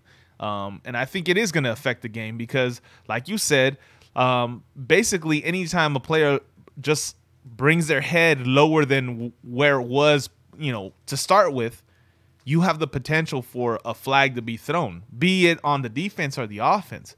And I think that's going to go really bad to start with, and then they're going to have to start making these compromises because what is the player supposed to do? Because also hitting upright is not the safest thing for a player either. You're going to cause other injuries, bodily injuries, So yeah, we'll see what happens, man. But I'm with you, Gent, man. I don't really like the rule either, man. Mm-hmm. I like the spirit of the law. Yeah. But as we've seen so many times, it's the letter of the law that really mucks things up because this can be interpreted so many different ways. And when tackles are happening at light speed in the NFL, and as you get guys now that are trying to be, and this is no pun intended, but trying to be conscious of it, trying to be aware of it, and possibly contorting their bodies at the last minute, right? What are we sacrificing now? It's true. It's true. And how much are we going to let risks dictate the outcome of the game? I agree with the NFL and that CT is a problem. I'm glad they're coming around to it and actually showing that they're aware of it now because they've been aware of it, and that's the scandal, right? Is that they've been aware of it, right? And that they were keeping it under wraps and they were hiding it and trying to that's the bad part of it. But if you're gonna, I don't know, if you want to help these guys out, here's what I have to say about it. And I don't play football professionally, so take this with a grain of salt. But if you're gonna play the game of football, you're basically signing away. You're basically admitting to the fact that there's a possibility you can get hurt, right, and possibly killed in this sport. It's true. You have to sign a waiver when you're in high school, man. Right. My parents had to sign a waiver that said that there was a potential for me to die. Yeah. Right. And they were like, "What?" Yeah. And I was like, just sign it. Yeah. I'm going to be all right. I mean, Gent's boy, Jack Tatum, right? Paralyzed Darryl Stingley with a clean hit. There you go. But these are things that come with the game of football. It's like the most violent sport that we watch as Americans. Yeah. And so I think to a certain degree, you have to be aware of what's at risk as a player. But if the NFL really wants to help, how about giving these guys some long-term disability insurance? That's and I think that's the bigger thing, right? Right. It's the after the fact. Okay, so you have players that come in, yes, they are knowing that they're playing a physical game. They know that there's possibility that they can have some long-term issues physically, even mentally, right? But you're the NFL and you're making billions of dollars a year off of these players. Let's do some backup plans for these guys, and that's been the biggest issue. I think that's where the issue is actually lied is how the players are taken care of once their career is over, right? Most of these players don't make the gigantic contracts that a Khalil Mack or a Derek Carr is going to make. And so when their career ends, they're kind of just out on their asses, right? And now they got all these issues, right? And so that's the big issue, right? Taking care of people, right? We have the same issue with our military and taking care of our military that comes back, and they're making sure that they're taken care of if they have any physical or mental issues, so good point. You got to look at it from that perspective, really. And I'm not trying to draw any comparisons between NFL players and military, and I'm not doing that at all. I'm just saying, if you're the person that's in charge of employing these people and you know what risk they're taking to be your employee, then it's your responsibility to make sure that they're taken care of once their employment has ended. And they haven't done it because they know that that's a numbers game they can't win, and that's taking too much money out of their pocket. And unfortunately, they enforce these rules, which start to denature the game a little bit, a lot of it. And the ones that suffer are the fans. And I hate to say it because, I mean, it's really the way we suffer. It's not the way these athletes suffer. That's true.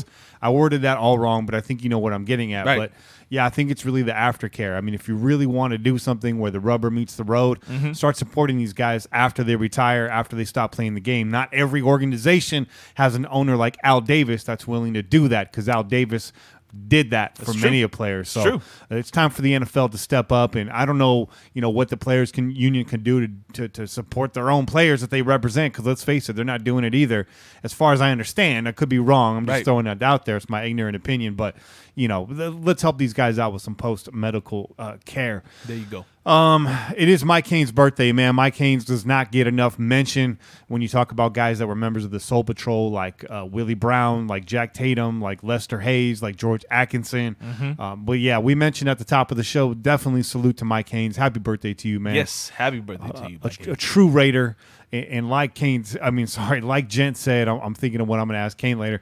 what Gent said regarding, players being aware of the player more than the ball, that is some Raider-ass football. That is. That is. And now with these new helmet rules, we're getting further away from that kind of football. That's true. That's true. Just to bring it all together. To your point about cheddar cheese, I do not dislike cheddar cheese. I think cheddar cheese is fantastic. I think that cheddar cheese melting point poses a bit of a problem. It does have a higher melting point, right? Yeah, a bit of a problem. So I understand the preference for some on American cheese. I did not like American cheese for a long time until I discovered deli quality American cheese. Sometimes it's white American cheese.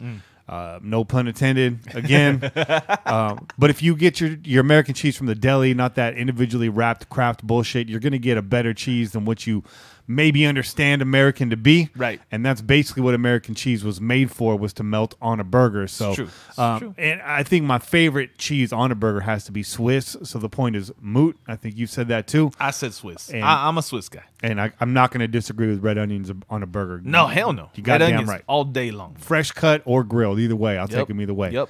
Yeah, I like a red onion. I just had red onions on my sandwich earlier today, man. Onions on a sandwich, also underappreciated. Hell yeah. The look on your face is damn serious now. I'm serious about my sandwiches, bro. I was expecting a follow-up comment. You just stared straight through me. I was like, all right, just keep the show moving along, Kenny. I don't know how long ago that sandwich happened, but he looks hungry right now. I wanted to say, I got a half waiting for me at home, man, so I got to get back to that sandwich. Jen doesn't know it yet, or maybe he does, but he's going to be a guest on this show very, very soon. Yeah, Jen. I was actually going to hit him up about that for this week, but I've been trying to get Sean on, but because of his Twitter hiatus, and of course his wedding or whatever, he wasn't able to come on the show, but we were able to get him on this week. So, Jen, I'll talk to you off air. We're going to get you on here as a guest because me and him are trying to do a little something. Probably won't be a weekly show, but we got an idea. We've mentioned it before. I won't go there. This is taking too long as it is. But we'll talk about it maybe when he comes on air soon. Look for that interview soon. And Jen's got stories, man. Yeah. Hopefully he doesn't tell any of the ones with me in it. Yeah. AJ, man, now that was funny. Metro PCS being the Matt Flynn of cell phone providers. Now I know you're a true comedian because you got Metro PCS. Right? If true comedians can't afford AT&T or Verizon. They're on that hunt, man. They got to do their little 15 minutes every week, bro. That's true. They got to get up there and do those shows when there's maybe some people ain't even there. Yeah. That's working hard. He's working hard on the craft. As a musician, I always said, if you could perform for 5 people, you can perform for 500 people. There you go. It's really awkward. Performing for the bartender, your girlfriend, and the other 3-man act that's about to come up right after. And let's not get it twisted. They didn't bring anybody either. Okay? They're by themselves, bro. That's how it starts. By themselves. By themselves. Yep. Oh, props to you. That was intentionally horrible. But AJ, man, AJ, so the comedian stuff, AJ DeMello is a comedian. He was a little upset that his hashtag entries did not win. Yeah. He was like, I'm the real comedian. This is real funny. It doesn't mean everything's funny, AJ, that falls out of your mouth. That doesn't mean that just because you're a comedian, everything's a killer. You work on your material. You throw things out there, see what works, what didn't work. It's true. Your entries are funny, man. It just so happened that somebody else's rang our bell a little bit different. And this is all, it's all a matter of opinion. It's true. Apparently it was my opinion on that day. So I apologize to you, but you'll get another shot. This is all your opinion going forward. I'm not taking any of this heat. The only heat I'm going to take is the fact I still haven't shipped out that T-shirt to London. Oh, hey. To what have you. I need to get on there. That's not my fault. That's not your fault. But that's if you're listening, it's coming out to you, man. It's been wild. It's been wild. But AJ, with all due respect, you are a funny guy. Make sure you follow AJ DeMello on Twitter. Let's get it straightened out. The Broncos, they're not going to be great, but they're not going to be terrible, at least when it comes to playing the Raiders. They are a divisional rival, which means nothing will go as planned. There you go. And I think we all have become accustomed to that, right? Is that if there's one thing that is known, it doesn't matter what any of the records are of any of the teams that are in our division. Every game that we play against our own division is going to be a game. Yeah. Right? And with guys, that's how it is. And with Von Miller on there, Marquette's far from their best player. So it's true. But maybe you were just trying to make a joke. Maybe it didn't land. I don't know. But I think the Broncos, they're not going to be challenging for the number 1 spot in the AFC West. That's what I think right now. Hopefully, I didn't curse that. But I think, again, like we just said, when we play them, it's going to be a tough game. Well, not according to some of the talk shows, the NFL talk shows. Bro. Yeah, there's a lot of people putting everybody ahead of us, man. So let them do that. Like Sean was saying, man. Yeah. Hate on me, bro. Hate on me. It makes me feel better. It makes me feel more confident. Yeah. Yeah. Yeah. Like you said, I get nervous too. But y'all look good this year. Shut up. What? Shut your mouth. Shut your mouth. Who let you in here? Get the fuck out. But those are the callers, man. Thanks for calling in, guys. Some familiar voices this week. No new voices, but that's expected. It is a very slow time of the year. And so we appreciate every call, whether it's 1 call or 10 calls. We appreciate all the love, guys. Again, that number is 408-909-PJFF or 7533. If you can't put the letters together on your phone, it's 408-909-7533. Phone lines are open right now. You can call right now. For next week, you don't have to wait around. Just call in. There's no topics right now that are off topic, because there is no topic. There is no topics. So bring some damn topics, man. The topics go Raiders, man. Yeah, there you go. Even if you want to call in and just say, hey, go Raiders, shout out, blah, blah, blah. That's good. But anyways, I'm filibustering. I'm buying some time for our boy Raider Kane. Raider Kane's out there in Reno right now. Yeah. The biggest little city in the world. In the world. Yeah. That's their moniker, right? He might be a little bit faded. A little faded. Off that grog. I told him that I was going to meet him halfway at least. Right? Okay, yeah. That's why I brought the beers, man. You're getting there. I was like, hey, I'll make sure that you're not drinking alone. That's good. That's a good man. You're going to be all right. That's a true Raider fan. You're going to be all right, brother. Yeah. But we like it when Kane comes in a little tipsy because, he shoots straight. He keeps it raw, and it's even amped up when he's got a little bit of that Dutch courage inside of him. And Dutch courage is not a pro wrestler. If you don't know what Dutch courage is, I encourage you to go look it up. But we're going to hit a break, and when we're back, Kane's Corner. Oh, yeah. Sure.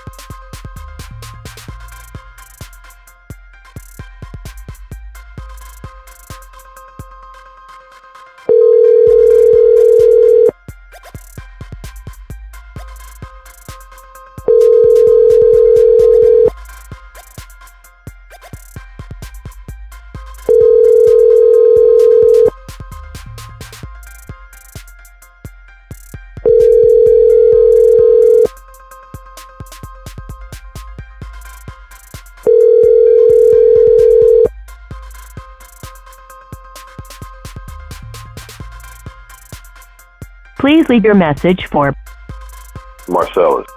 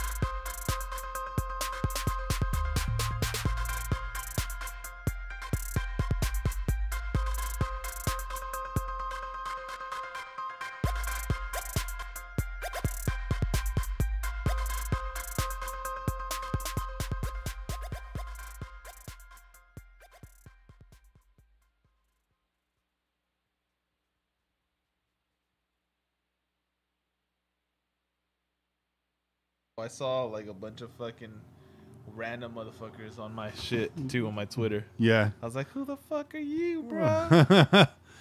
Yeah. All right. Those of you listening on YouTube, we are coming right back here shortly. We'll hang out with you for just a second. We're waiting on Raider Kane. It looks like he may not make it this week.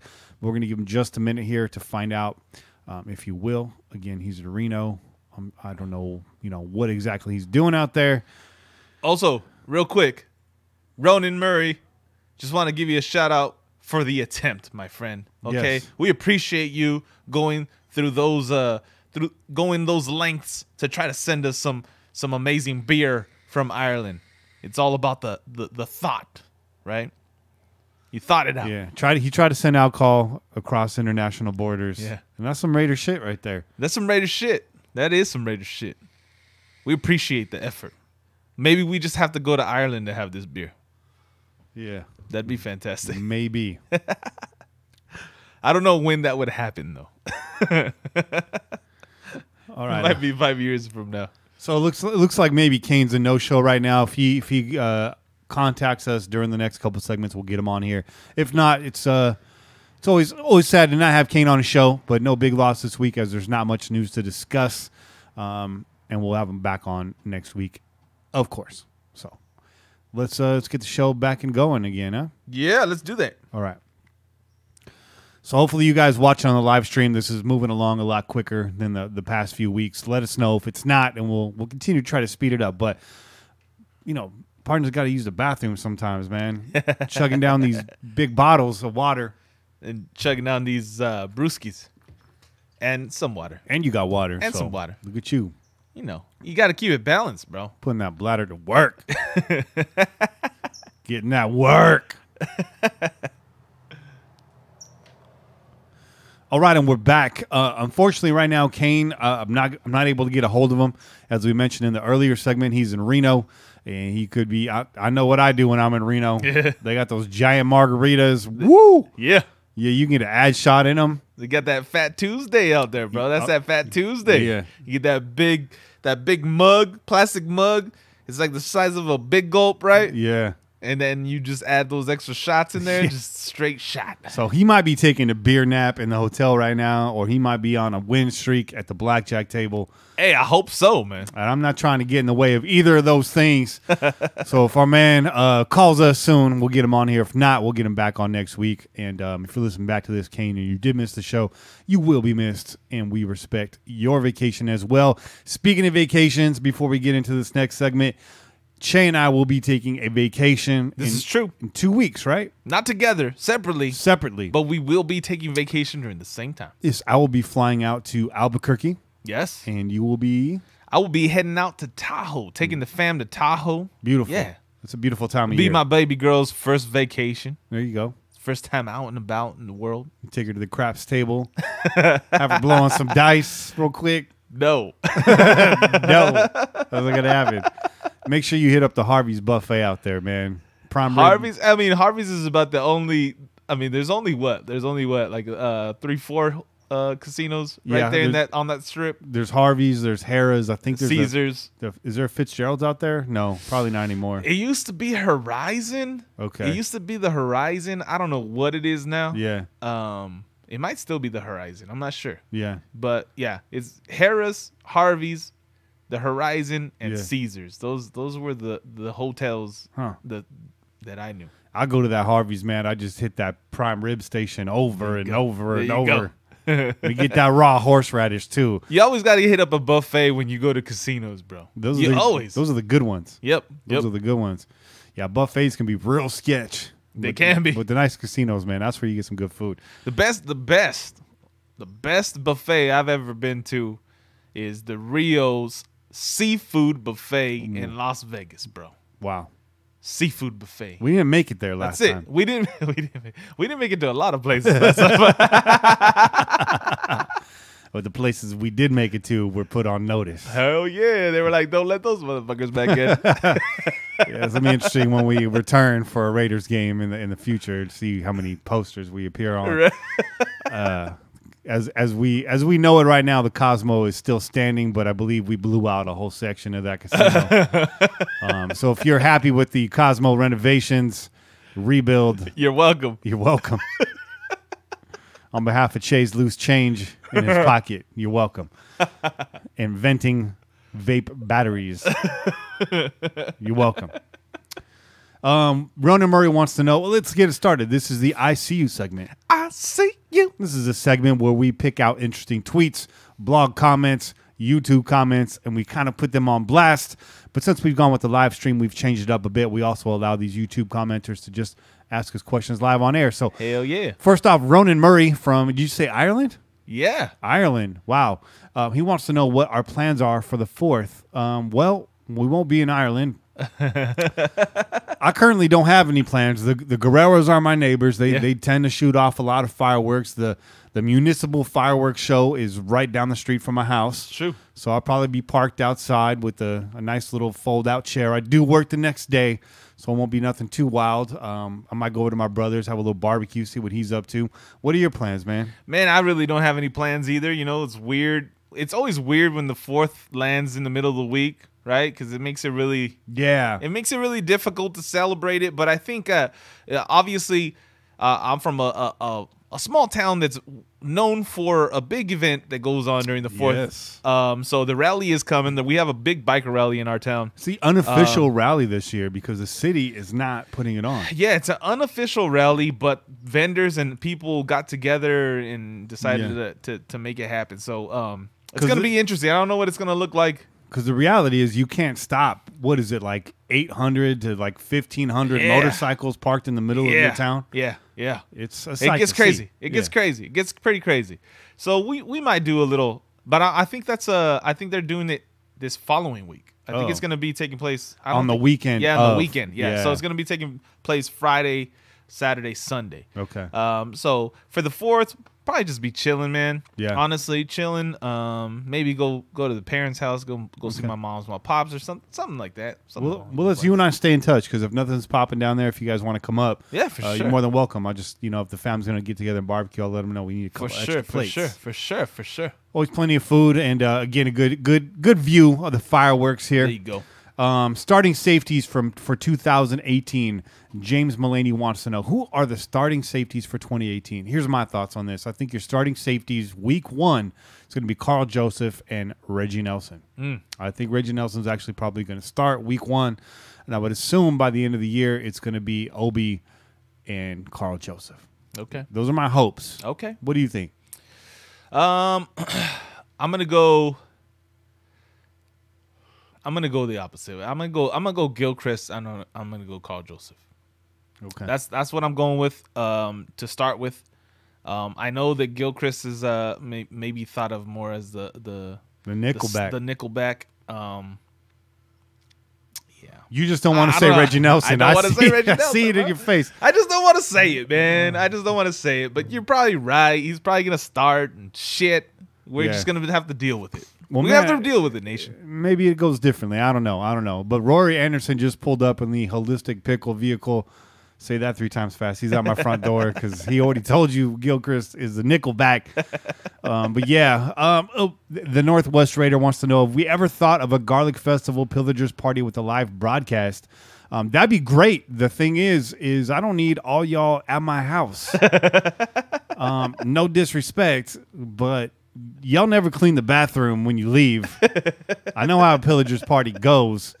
And, you know, we will be broadcasting during Garlic Festival weekend. I do live across the street from the festival, and Che and I are flirting with the idea of actually setting up outside. Yeah. If we have the full, like, I guess, tailgate kit at that point, or at least most of it, it might be a nice dry run to do it right out in front of the house. That'd be dope. I can't guarantee it's going to be a live stream if we do something like that because of the internet and whatnot, but yeah, I mean, that'd be cool. I definitely consider it. I got a lot of traffic up and down the street. We got a lot of Raider fans up and down the street here, but I definitely consider it. The Garlic Festival is something I participate in every year.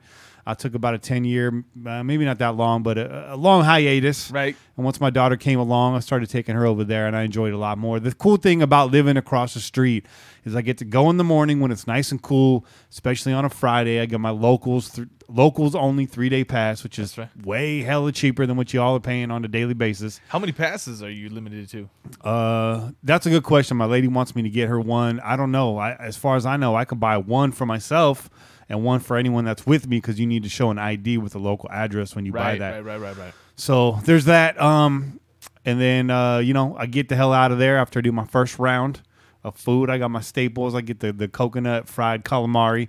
I get the pepper steak sandwich. I get the garlic pesto. You know, those are my staples. I get a pack of garlic bread. I got to get my tin mug, my commemorative tin mug from the beer spot because I collect those every year.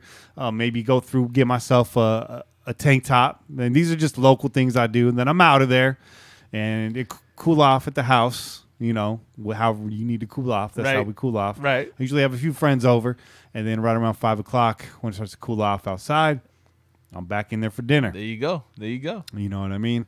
I get another pepper steak. The pepper steak is where it's at. If you go to the Garlic Festival, you're like, I wonder what the locals eat. We eat the pepper steak sandwich. That's it. Bam. That's it. Get the combo plate number 1. Go back and get the combo plate number 2 later. That one's not as important. Get combo number 1. Get your half a pepper steak sandwich.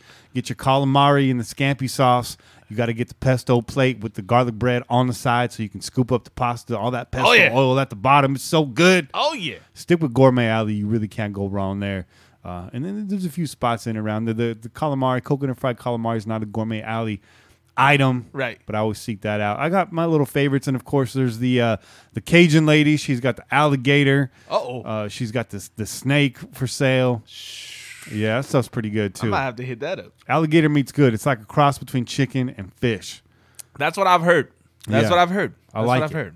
It can be a little tough, but if it's fried up right, it's good.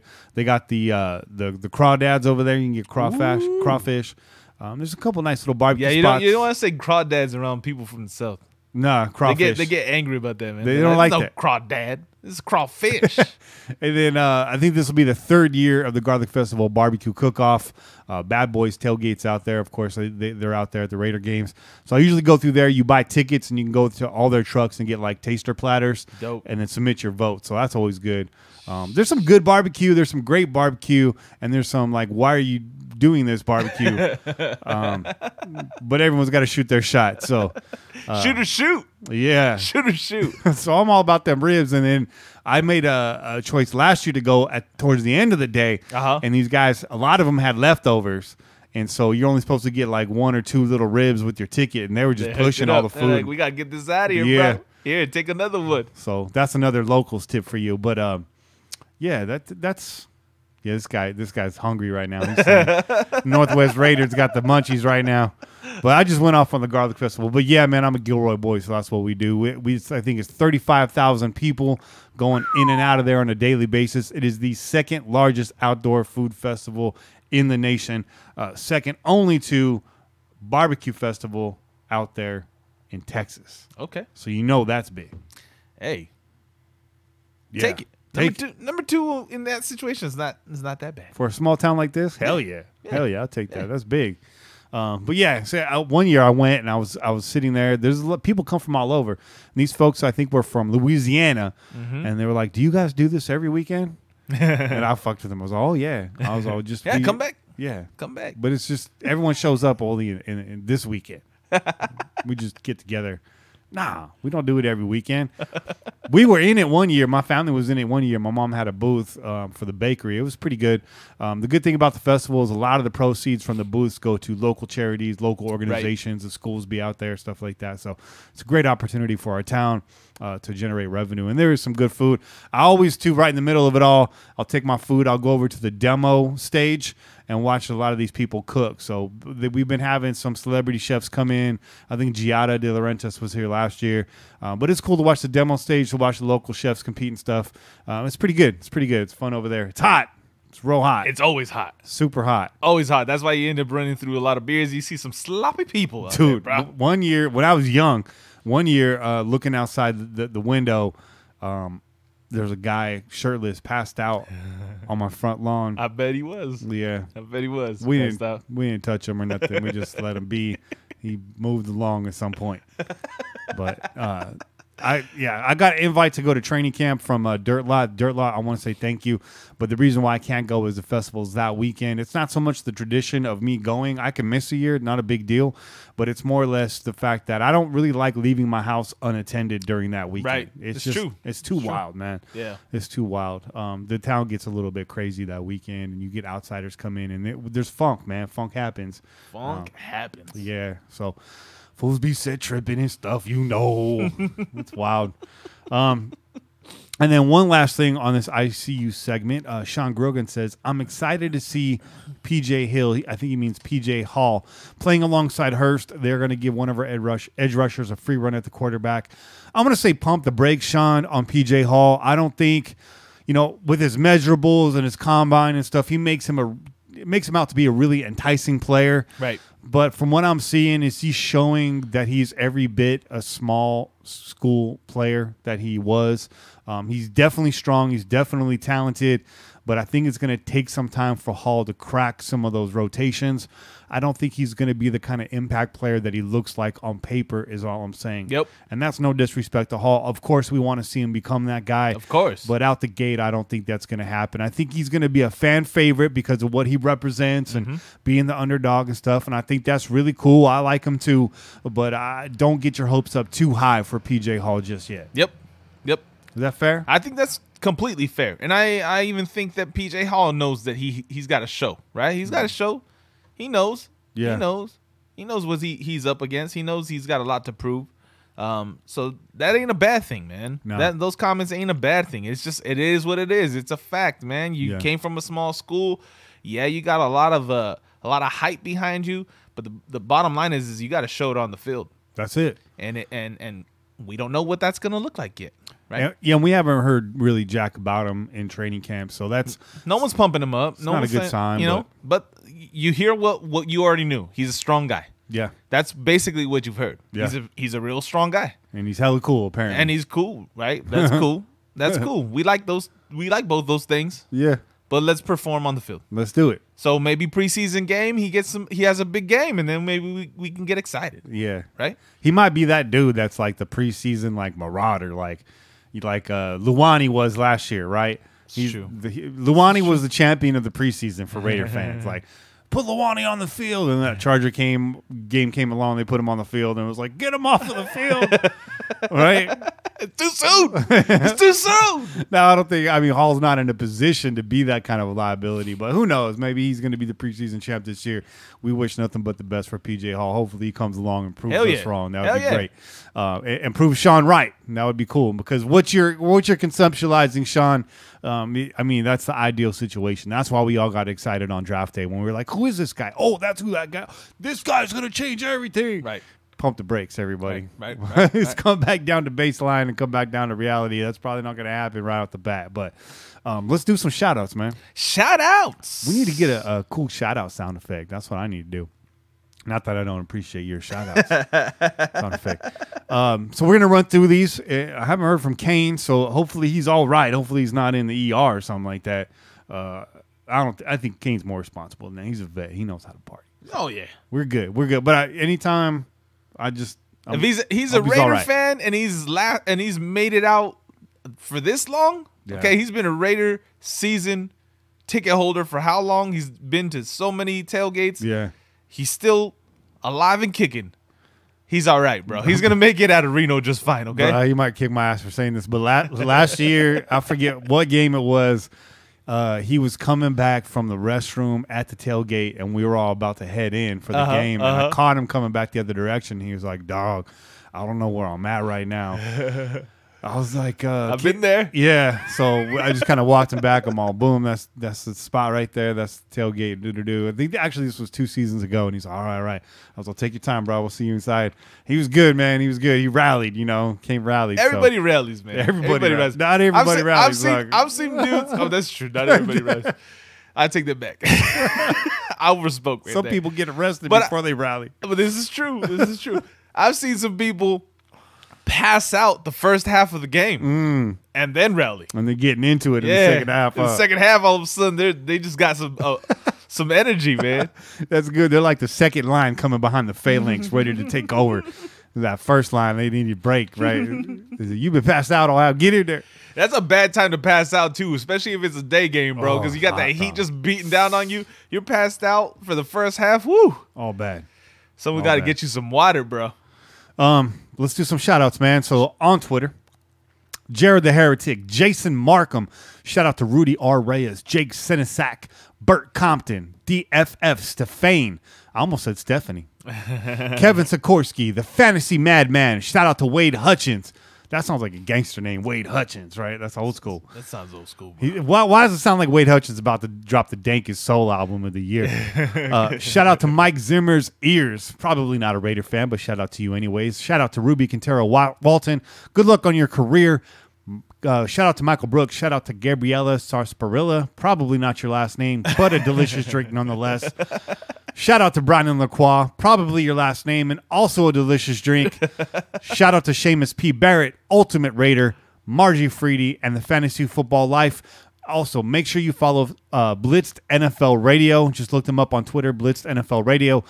They followed us this week. We followed back. They sparked great conversation, and they probably hate Tom Brady just as much as you do. If you're looking to get some extra followers on your Twitter account and you love the NFL, make sure you follow them and experience the Blitzed bump, as they said. It's a real thing. It happened. You'll get a bump up and some followers and some good people to talk to.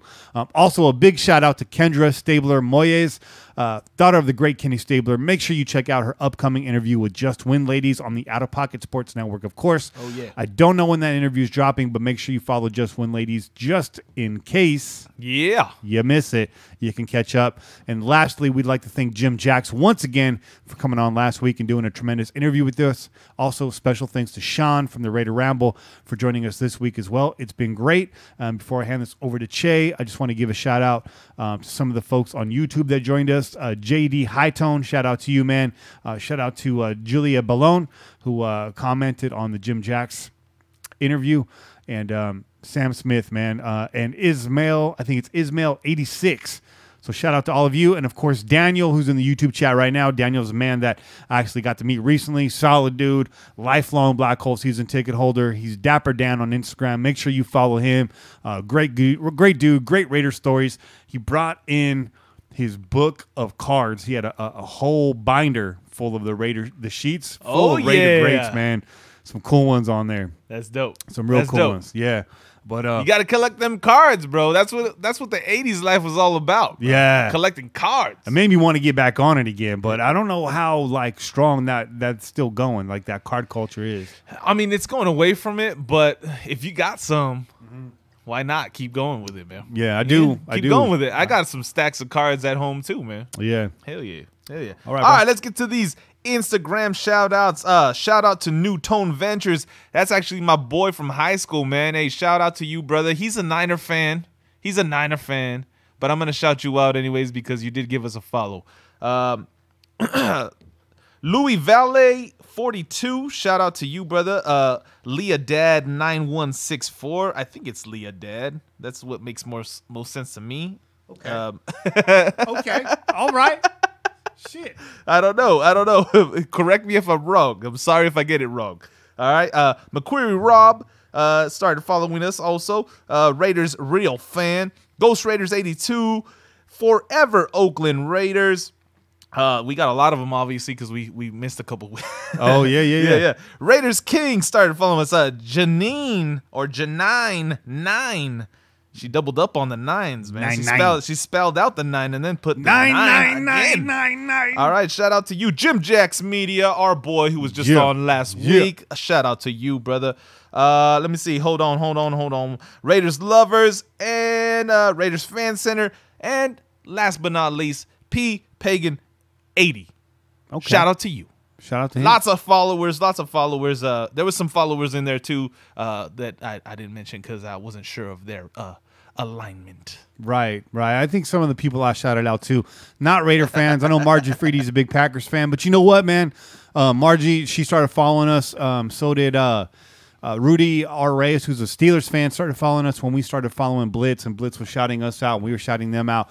And they're not fans of our team, but they're actually very talkative on Twitter, and they're very plugged in. So I would recommend just following them anyways for football conversation. And we play the Steelers this year, so that might be good to be following some of these people. I know on Bleacher Report, I follow teams like rival teams because I want to know what's going on in their camps. I want to know what their news is. I want to know the rumblings. You know, I need to stay on top of that more than my own team. I feel like I absorb Raider news just by osmosis. This is true. Right? This is true.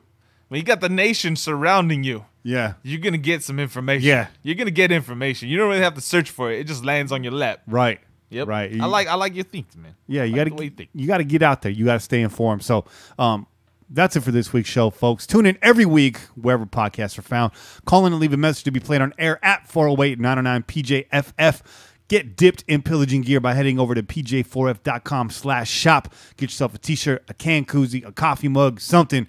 Download the official Pillaging app available for iOS and Android. I'm Kenny Stapler, joined, as always, by your boy Che. And we out here. Peace. Go Raiders. Just win, baby.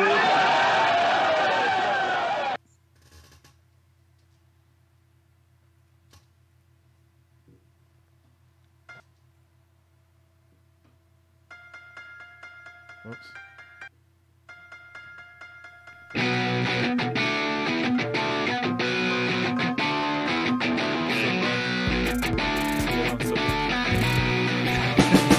Like a freight train coming, you're blowing the town. Like a diesel motor, you never shut down. With your pistons pumping, you're mowing them down. It's a sight to see, they all lay their money down. When you're gone, hell, you ain't acting right.